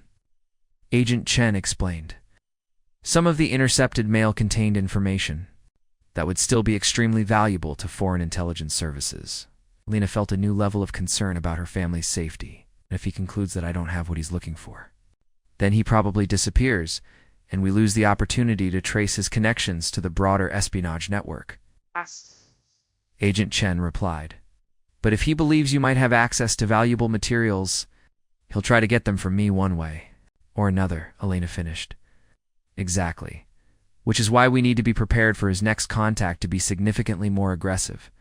That afternoon, as Alina was conducting a notary appointment for one of her first regular customers, Sophia burst into the office with an expression of excitement and concern. Mom, I think I figured out what they're really looking for, she announced. Holding her tablet with the intensity that indicated a major discovery, Agent Chen, who had been monitoring from the adjacent room, immediately joined their conversation. What did you find? I've been analyzing the classification codes on the intercepted mail, trying to understand why certain pieces were selected for theft, Sophia explained, consulting her data with practiced efficiency. Most of it was standard classified material, important, but not irreplaceable. But there's a small subset of documents that have classification levels I've never seen before. She displayed her analysis on the tablet screen, showing a pattern that had emerged from weeks of careful data examination. These documents, Sophia continued, pointing to highlighted entries, were marked with codes that don't appear in any public classification system. They came from a research facility that officially doesn't exist, addressed to people whose government positions can't be verified. Agent Chen studied the data with growing interest. Black Project Communications? That's what I think, Sophia. Confirmed. Secret research programs that were so classified that even their existence was hidden from normal government oversight. Alina understood the implications immediately. And if documents from secret research programs were stolen 40 years ago, the information they contained might still be current enough to compromise ongoing operations, Agent Chen finished. This explains why Viktor Kozlov is taking such personal interest in your situation. What kind of research, Alina asked. On the sender addresses and routing codes, appears to involve advanced technology development, possibly aerospace, weapons systems, or communications technology, Sophia replied. The kind of information that foreign governments would pay enormous amounts to obtain? Agent Chen's expression had become extremely serious. If Kozlov believes you might have access to Black Project documents that were missed during our evidence collection, he'll almost certainly escalate to more aggressive methods. How aggressive? Alina asked, though she dreaded the answer. Kidnapping, coercion, potentially violence against you or Sophia to force your cooperation, Agent Chen replied. With the bluntness that dangerous situations required, we need to implement enhanced security protocols immediately. The escalation from surveillance to active protection represented a fundamental change in Alina's situation. What had begun as cooperation with a historical investigation had evolved into participation in an active counterintelligence operation against hostile foreign operatives. Are you recommending that we withdraw from the operation? Lena asked. Yes. I'm recommending that you understand exactly what you're choosing if you decide to continue, Agent Chen replied. Yes. Viktor Kozlov and the people he works for don't hesitate to use violence when they believe it's necessary to protect their interests. Alina looked at Sophia, who was studying the classified document analysis with the concentration of someone trying to understand the full scope of what they had become involved in. "What do you think, sweetheart?" Alina asked. "I think we've come too far to quit now." Sophia replied with the determination that had carried them through every previous challenge. "But I also think we need to be very careful about how we proceed." Agent Chen nodded approvingly.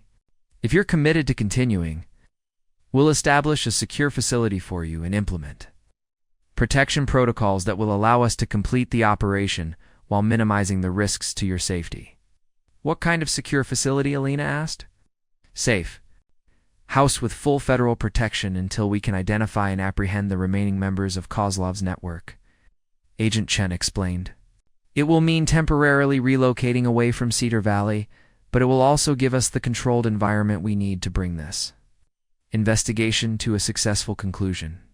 Alina considered the proposal while looking around the community services center she had worked so hard to establish. Leaving Cedar Valley, even temporarily, meant abandoning the relationships and business opportunities she had spent months building. But staying meant risking not only her own safety, but Sophia's as well, against adversaries who had demonstrated their willingness to operate outside legal and moral boundaries for decades. "How long would we need to be relocated?" she asked. "Weeks, possibly months, depending on how quickly we can trace Kozlov's network and make arrests." Agent Chen replied honestly. It was exactly the kind of choice that Alina had hoped to avoid.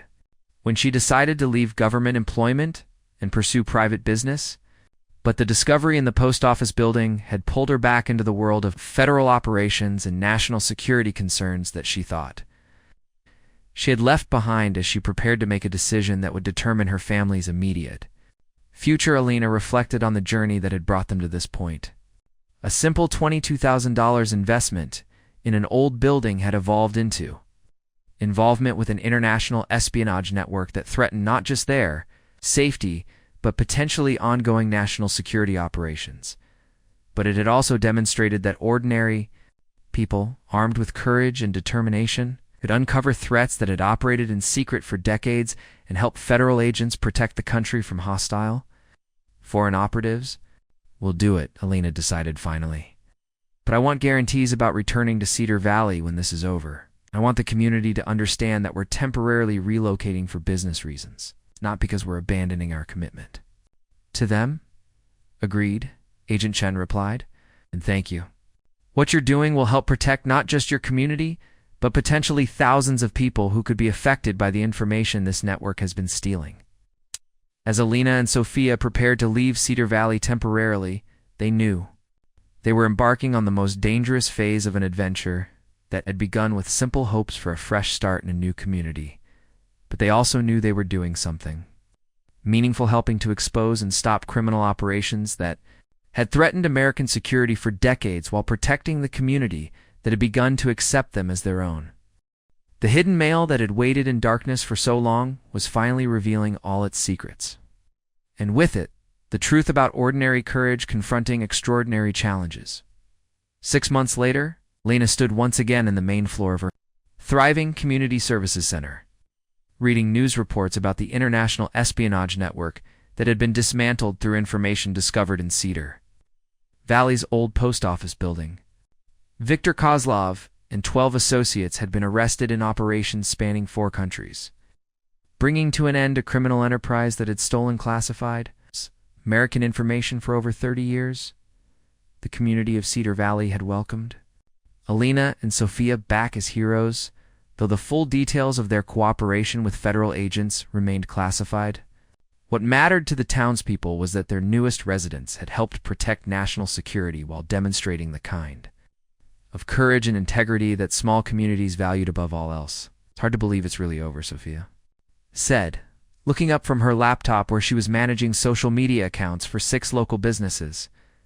"This part is over," Alina replied, watching through the window as Tom Brennan's grandson helped elderly customers carry packages from the HARDWARE store. "But what we built here is just beginning. The Community Services Center had exceeded every projection Alina had developed during her original business planning. The combination of essential services, digital capabilities, and meeting spaces had filled a genuine need that extended far beyond Cedar Valley to surrounding communities throughout the region. More importantly, Alina had found what she had been seeking when she left Oregana Place, where she and Sophia could build meaningful lives while contributing something valuable to a community that appreciated their efforts. The mayor called this morning, Alina told her daughter. They want to officially name the community center in honor of our contribution to national security. It's nice. Sophia replied with the casual acceptance of recognition that teenagers display when their parents achieve something significant.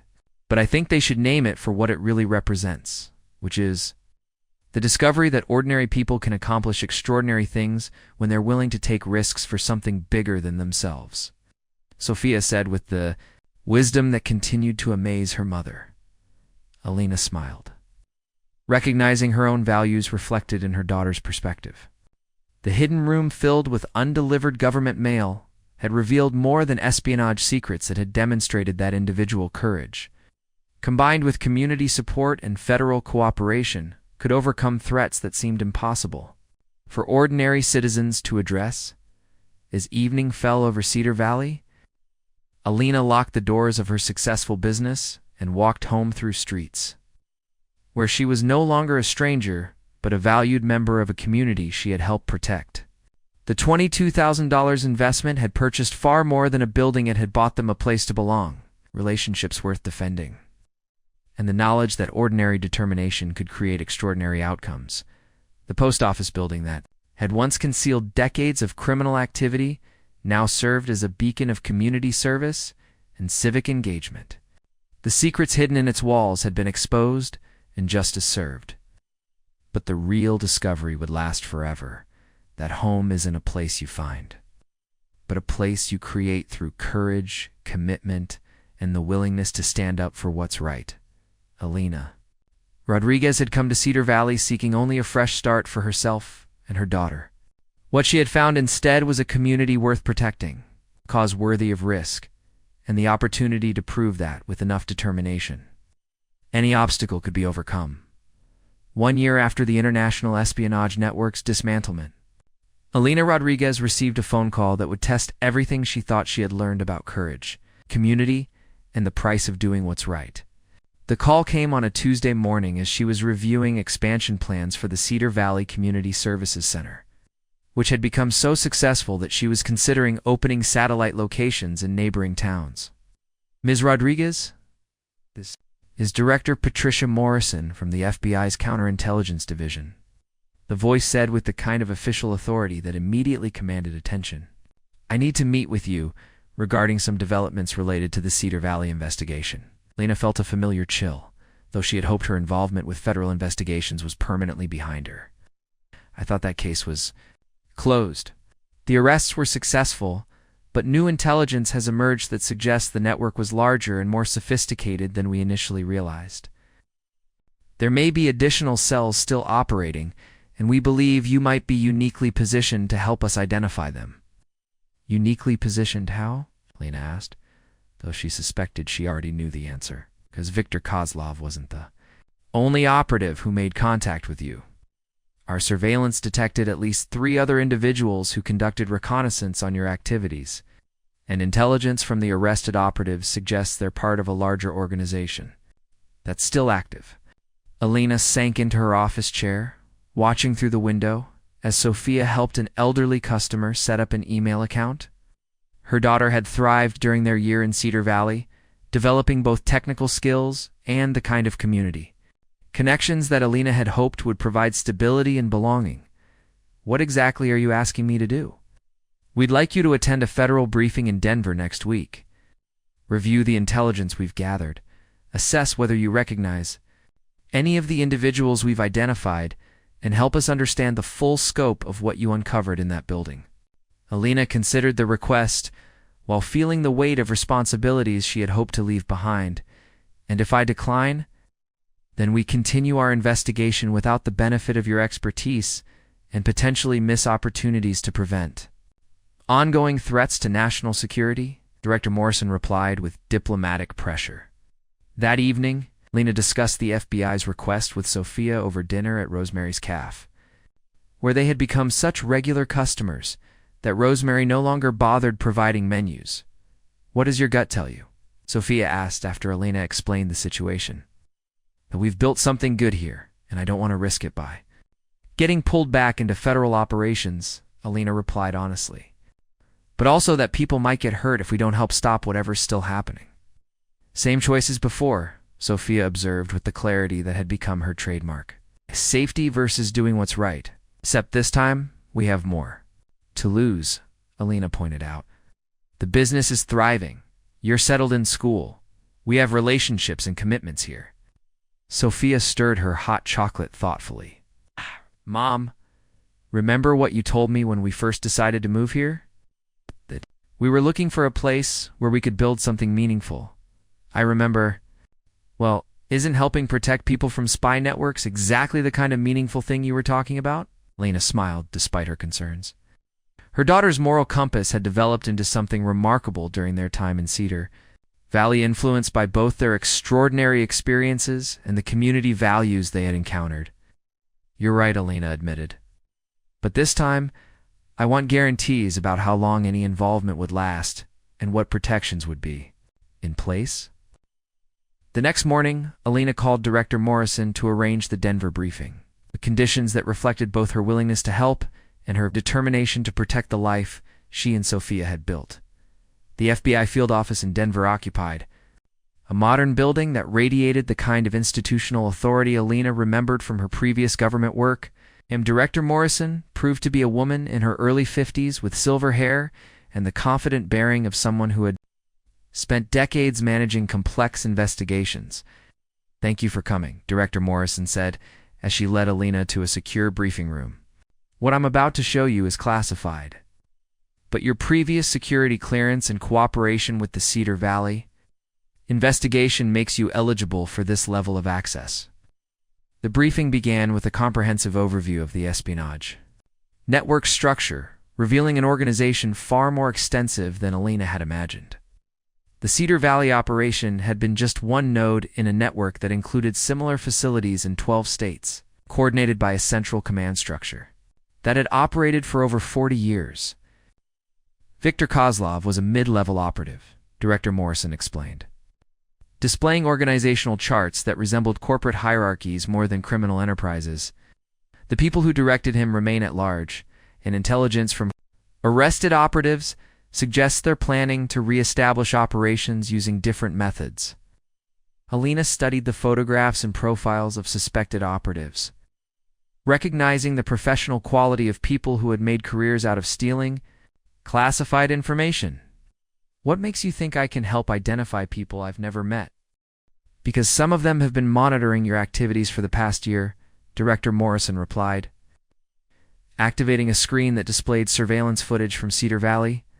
"We believe they're trying to determine whether you discovered additional materials that weren't secured during our evidence collection." Footage showed individuals she had never noticed conducting what appeared to be casual reconnaissance on her business, her daily routines, and her interactions with community members.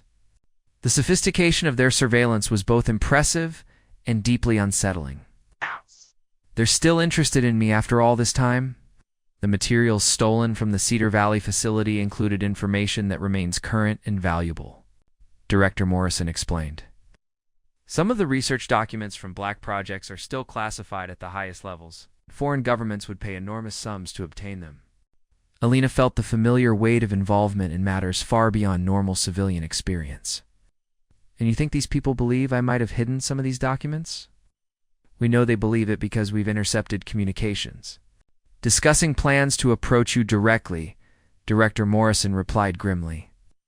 "Which is why we need your cooperation to set up a controlled operation that will allow us to identify and arrest the remaining network leadership." The proposal was eerily similar to what Elena had agreed to a year earlier, but with higher stakes and more sophisticated adversaries. Instead of dealing with a single operative like Viktor Kozlov, she would be helping to target the command structure that had directed. "Because some of them have been monitoring your activities for the past year," Director Morrison replied, activating a screen that displayed surveillance footage from Cedar Valley. We believe they're trying to determine whether you discovered additional materials that weren't secured during our evidence collection. Footage showed individuals she had never noticed conducting what appeared to be casual reconnaissance on her business. Her daily routines and her interactions with community members. The sophistication of their surveillance was both impressive and deeply unsettling.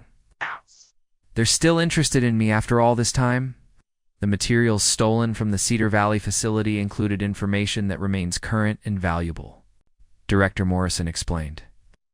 Some of the research documents from Black projects are still classified at the highest levels. Foreign governments would pay enormous sums to obtain them.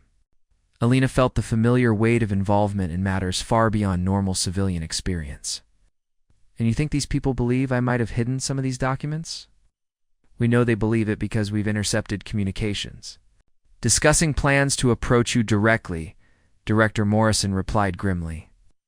Which is why we need your cooperation to set up a controlled operation that will allow us to identify and arrest the remaining network leadership. The proposal was eerily similar to what Alina had agreed to a year earlier, but with higher stakes and more sophisticated adversaries.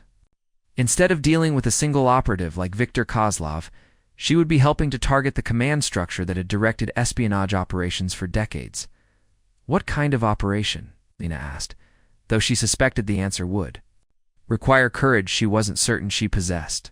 We want you to appear to discover additional classified materials in your building, Director Morrison explained. Materials that we would provide and that would be designed to attract the attention of the network's leadership. Bait, Alina said flatly. Carefully designed bait, with comprehensive federal protection and extraction capabilities, Director Morrison corrected. But yes, essentially, we're asking you to make yourself a target in order to draw out people who have successfully avoided detection for decades. Alina considered the proposal while thinking about Sofia, the community that had accepted them, and the business relationships they had worked so hard to build. Participating in another federal operation would risk all of it. But refusing might allow dangerous criminals to continue threatening national security. I need time to consider this, she said finally. Of course, but I should mention that we've already detected increased surveillance activity around Cedar Valley. Whether you cooperate with us or not, these people are likely to approach you soon. The drive back to Cedar Valley gave Alina time to process the magnitude of what she was being asked to do. The mountain highway wound through spectacular scenery that had become familiar and comforting over the past year, representing the stability and belonging she had sought when leaving Oregon. But the FBI briefing had reminded her that some responsibilities transcended personal comfort, and that her unique experience with the espionage network might be crucial for preventing ongoing threats to national security. That evening, the Cedar Valley Business Association held its monthly meeting at Rosemary's Café, providing Alina with an opportunity to observe the community relationships that had become central to her. And Sofia's sense of home, Tom Brennan reported that his feed store had experienced its best year in a decade, partly due to increased tourism attracted by news reports about the spy post office discovery. Margaret Foster announced that the bank was considering expanding its small business lending program to serve the growing number of entrepreneurs attracted to Cedar Valley's story of renewal and community spirit. Speaking of community spirit, Rosemary Chen said as the formal business concluded, I think we should acknowledge what Alina and Sofia have meant to our town this past year. The unexpected recognition caught Alina off guard, but the warm applause from business owners who had become genuine friends reinforced her sense of belonging to something larger than herself. When you first showed up here, Tom Brennan said with his characteristic directness, most of us figured you'd last about 6 months before realizing that small-town life wasn't as romantic as it looks from the outside. Instead, Margaret Foster continued, you've proven that sometimes what a community needs most is someone willing to take risks for the right reasons. The comments carried weight beyond simple appreciation. These people had watched Alina and Sofia face extraordinary dangers while maintaining their commitment to building something meaningful in Cedar Valley. Their recognition represented the kind of community acceptance that Alina had hoped to find, but never expected to earn through such dramatic circumstances. After the meeting, Alina and Sophia walked home through streets where they were no longer outsiders but valued community members. Alina made her decision about the FBI's request. "I'm going to help them," she told her daughter. "I know," Sophia replied matter-of-factly. "You wouldn't be the person I'm proud to call my mother if you made any other choice." "But this time, we do it on our terms," Alina continued. "Full protection for you, minimal disruption to the business, and guarantees about returning to normal life when it's over. And if they can't provide those guarantees, then we politely decline and let federal agents handle their own problems," Alina said firmly. "We've done our share of saving the world." The next morning brought news that eliminated any choice about Alina's involvement in the FBI operation. Sophia discovered her during her regular review of the community center's security footage, which had been installed after the previous year's events. "Mom, you need to see this," Sophia called from her computer station, her voice carrying the kind of controlled alarm that indicated significant problems. Alina joined her daughter at the workstation, where security footage from the previous night showed two individuals conducting what appeared to be a professional reconnaissance of the building's exterior and interior access points.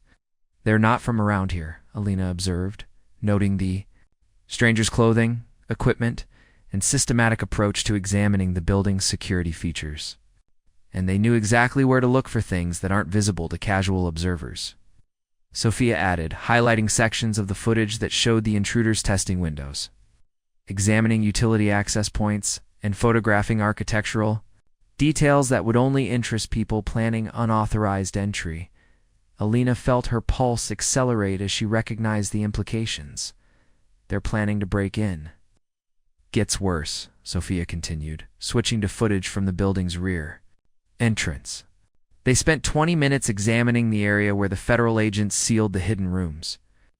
It's like they know exactly what was found there and are looking for ways to access areas that might have been missed." The evidence confirmed Director Morrison's warnings about ongoing surveillance and the network's continued interest in potential materials Alina might have discovered. But it also meant that Alina and Sophia were already targets regardless of whether they cooperated with federal agents. Alina immediately called Director Morrison, who arrived in Cedar Valley within 4 hours, accompanied by a team of federal agents who established surveillance and protection protocols around both the community center and Alina's residence. "This accelerates our timeline significantly," Director Morrison explained as they reviewed the security footage. "If they're planning unauthorized entry into your building, we need to be ready with, which is exactly why you need someone you trust watching your back." Sophia argued with the logic that had become her trademark. "Besides, you'll need technical support for whatever digital components this operation involves." Director Morrison nodded approvingly. "She's right about the technical support. And our protection protocols are designed to handle civilian participants of all ages." Alina felt the familiar tension between protecting her daughter and respecting Sophia's right to participate in decisions that affected both their lives. But their experience the previous year had demonstrated that they were more effective working together than separately. "Fine," Alina agreed reluctantly. "But we follow every federal protocol exactly, and if the situation becomes dangerous, you go to the secure location immediately." "Agreed," Sophia replied with satisfaction. The federal operation began the next morning with Alina's discovery of additional classified documents hidden in a concealed compartment that agents had carefully constructed to appear like an oversight from the original investigation. The documents themselves were sophisticated fakes, designed to appear authentic, while containing information that would reveal anyone who attempted to use or transmit them. Alina contacted local media to report her discovery, generating news coverage that would attract the attention of the espionage network while providing federal agents with surveillance opportunities to identify anyone who showed unusual interest in the development. The response exceeded even Director Morrison's expectations. Within 48 hours, 3 different individuals had approached Alina with offers to purchase the documents. 2 had attempted unauthorized surveillance of her activities, and intelligence intercepts indicated significant communication activity among SUSPECTED network members. "You're definitely taking the bait," Director Morrison reported during a secure briefing. But the level of interest suggests these documents are being viewed as extremely valuable, which means the people who come for them will likely be high-level operatives with significant resources and training. More dangerous than Viktor Kozlov? Alina asked. Potentially much more dangerous, Director Morrison confirmed. These are people who have successfully evaded federal law enforcement for decades. They didn't survive this long by being careless or hesitant about using violence when necessary. That evening, as Alina and Sophia were closing the community center, under the watchful protection of federal agents, a woman Alina recognized from the previous year's events approached the building. It was Dr. Sarah Chen, the federal postal inspector, who had led the original investigation. But something in her manner immediately put Alina on alert. Tension and urgency that suggested this wasn't a routine follow-up visit. "Alina, I need to speak with you privately," Dr. Chen said, her voice carrying stress that Alina had never heard before. "About the documents you found in the federal operation you're involved in." Alina exchanged glances with Sophia, both of them recognizing that Dr. Chen's unexpected appearance represented a development that federal agents hadn't anticipated. "Of course," Alina replied carefully. "Would you like to come inside?" "I was hoping we could take a walk," Dr. Chen suggested, gesturing toward the street in a way that seemed designed to move Alina away from federal surveillance. Some things are better discussed privately. Every instinct Alina had developed during her government career screamed that this was not a normal request from a federal agent. Dr. Chen's behavior, her suggestion to move away from surveillance, and her sudden appearance without coordination with Director Morrison all indicated that something was seriously wrong. "I'm comfortable talking here," Alina replied, positioning herself closer to the community center's entrance where federal agents could intervene if necessary. Dr. Chen's expression hardened slightly, revealing a persona that was completely different from the professional, cooperative agent Alina remembered from the previous year. "Alina, you don't understand the situation you've gotten yourself into," Dr. Chen said, her voice carrying a threat that was barely concealed. "The documents you found are more valuable than you realize, and the people who want them aren't going to be satisfied with federal interference." Alina felt cold certainty wash over her as she understood what was happening. Dr. Sarah Chen, the federal agent who had led the investigation that exposed the espionage network, was herself part of the criminal organization they had been fighting. "You're one of them," Alina said quietly. "I'm someone who has spent 15 years building relationships within federal law enforcement that allow certain business operations to continue without interference," Dr. Chen replied, abandoning any pretense of being a legitimate agent. "Operations that were significantly disrupted by your amateur detective work last year." Lena realized that the entire federal investigation had been compromised from the beginning, and that Dr. Chen had likely been feeding information to the espionage network throughout the previous year's operation. "What do you want?" Lena asked, fighting to keep her voice steady, while hoping that federal surveillance was detecting this conversation. "I want you to provide me with the documents you discovered. Disappear quietly from Cedar Valley and forget everything you learned about postal operations in this building," Dr. Chen replied with cold directness. "In exchange, you and your daughter continue living peacefully instead of becoming unfortunate casualties of your curiosity." The explicit threat against Sophia triggered Elena's protective instincts and clarified everything about the choice she is faced. Dr. Chen wasn't just a corrupt federal agent. She was someone who had hurt a teenager to protect criminal operations that had already caused immeasurable damage to national security. "And if I refuse?" Alina asked. "Then you'll discover that some federal agents are much better at making problems disappear than others," Dr. Chen replied with a smile that carried no warmth.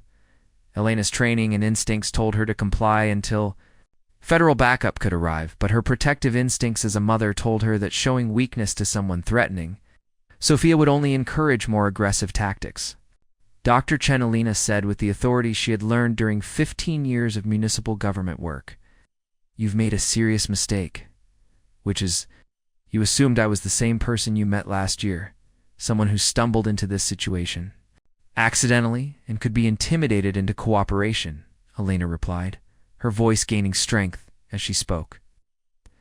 "But what you're dealing with now is someone who has spent the past year learning exactly how to handle threats against her family and her community. Dr. Chen's expression shifted from confident control to wary uncertainty as Alina continued. You see, when federal agents spend months teaching you about surveillance, communication protocols, and emergency procedures, you tend to absorb more than just the specific lessons they're trying to convey, Alina explained. For instance, you learn to recognize when someone who claims to be a federal agent is actually operating outside federal authority. Alina activated her phone's emergency signal, which would immediately alert Director Morrison's team to her location and situation. You also learn that real federal agents never suggest moving away from surveillance for private conversations, never make threats against civilians, never operate alone without backup or communication protocols. Alina continued, watching Dr. Chen's face as the corrupt agent realized her approach had failed. More importantly, Alina said, as she heard the distant sound of vehicles approaching rapidly, you learn that communities like Cedar Valley have zero tolerance for people who threaten their neighbors. Dr. Chen made a sudden movement toward her jacket, but Alina had positioned herself within sight of Tom Brennan's feed store, where the business owner had been watching through his window with the protective instincts of someone who considered Alina and Sophia part of his extended family. Tom emerged from his store carrying the shotgun he kept for protection against wildlife, followed by Jake Martinez and David Kim, who had been having coffee inside and recognized that Alina was in. Trouble problem here, Alina? Tom called, his weathered hands holding the shotgun with casual competence. Dr. Chen found herself surrounded by armed locals and approaching federal vehicles. Her plan for intimidating Alina into cooperation completely collapsed. Dr. Sarah Chen, Director Morrison announced as agents emerged from multiple vehicles, "You're under arrest for conspiracy, espionage, and threatening federal witnesses." As the corrupt agent was taken into custody, Alina felt a profound sense of completion that went beyond simple relief at avoiding danger. The community that had accepted her as an outsider had demonstrated their commitment to protecting her when she needed help most. "How did you know she wasn't legitimate?" Sophia asked as they watched Dr. Chen being placed in a federal vehicle. "Because real federal agents don't threaten teenagers to pressure their mothers," Alina replied with certainty. "And because people who genuinely serve the public good don't suggest that witness protection involves making problems disappear." Director Morrison approached as the scene concluded, her expression carrying both professional satisfaction and personal respect. "Exceptional work," she told Alina. Dr. Chen was the inside connection that allowed the espionage network to operate with federal protection for years. Her arrest will enable us to dismantle the remaining cells and prosecute everyone involved. "Is it finally over?" Alina asked. "This time, yes," Director Morrison replied firmly. "With Chen's network connections and the intelligence we've gathered, we can account for all the remaining operatives. You and Sophia are safe, and your cooperation has helped protect national security in ways that will remain classified but are genuinely significant." That evening, the Cedar Valley business community gathered at Rosemary's Café for an impromptu celebration that honored Alina and Sophia's courage while affirming the bonds that made their community strong. "Do Alina and Sophia Rodriguez, Tom," Brennan said, raising his coffee cup in a toast, "who proved that ordinary people can accomplish extraordinary things when they refuse to be intimidated by those who would harm their neighbors." "To Cedar Valley," Alina replied, raising her own cup, "which taught us that home isn't a place you find, but a place you create through courage, commitment, and the willingness to stand up for what's right." As applause filled the café, Alina reflected on the journey that had brought them to this moment.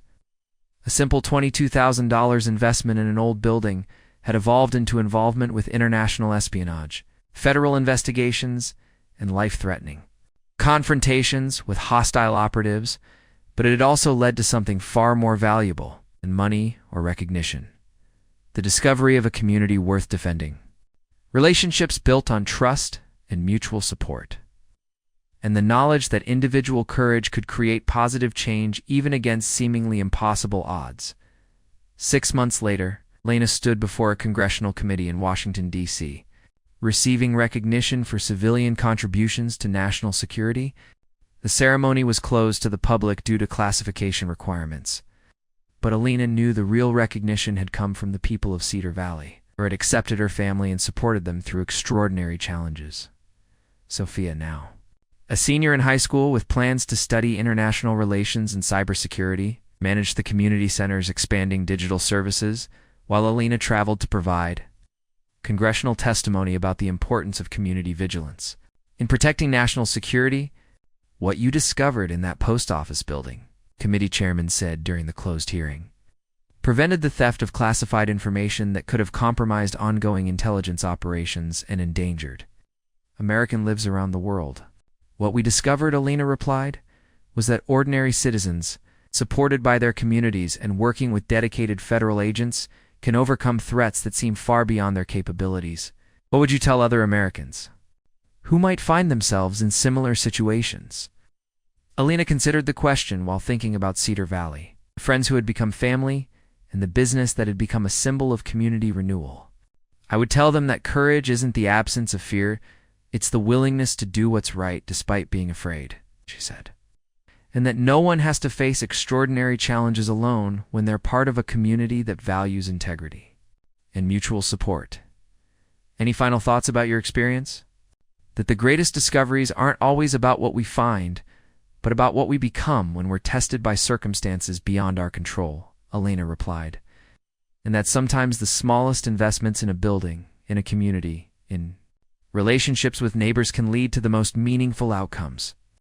As Alina returned to Cedar Valley and the life she and Sophia had built there, she carried with her the satisfaction of knowing they had not only survived extraordinary challenges, but had used them to create something of lasting value. The old post office building still stood at the corner of Main Street and Aspen Avenue, but now it served as the Cedar Valley Community Services Center, a symbol of transformation, community spirit, and the power of ordinary people to accomplish extraordinary things. The hidden room that had once concealed stolen government secrets now housed a small museum documenting Cedar Valley's history, including a carefully sanitized account of the espionage network discovery that had brought national attention to their small mountain town. But the real story, the story of a single mother and her daughter, who had invested everything in a fresh start and ended up helping protect national security, would remain classified for decades to come. What wouldn't remain classified was the lesson their experience had taught, that home isn't found in buildings or communities, but created through the courage to stand up for what's right, the determination to protect those we care about, the willingness to take risks for something bigger than ourselves. Alina Rodriguez had come to Cedar Valley seeking only a place where she and Sophia could build a meaningful life. What she had found instead was a community worth defending, a cause worthy of risk, and the opportunity to prove that with enough determination and the support of people who care about each other, any obstacle can be overcome and any challenge can be met. Up next, you've got 2 more standout stories right on your screen. If this one hit the mark, you won't want to pass these up. Just click and check them out. And don't forget to subscribe and turn on the notification bell so you don't miss any upload from us.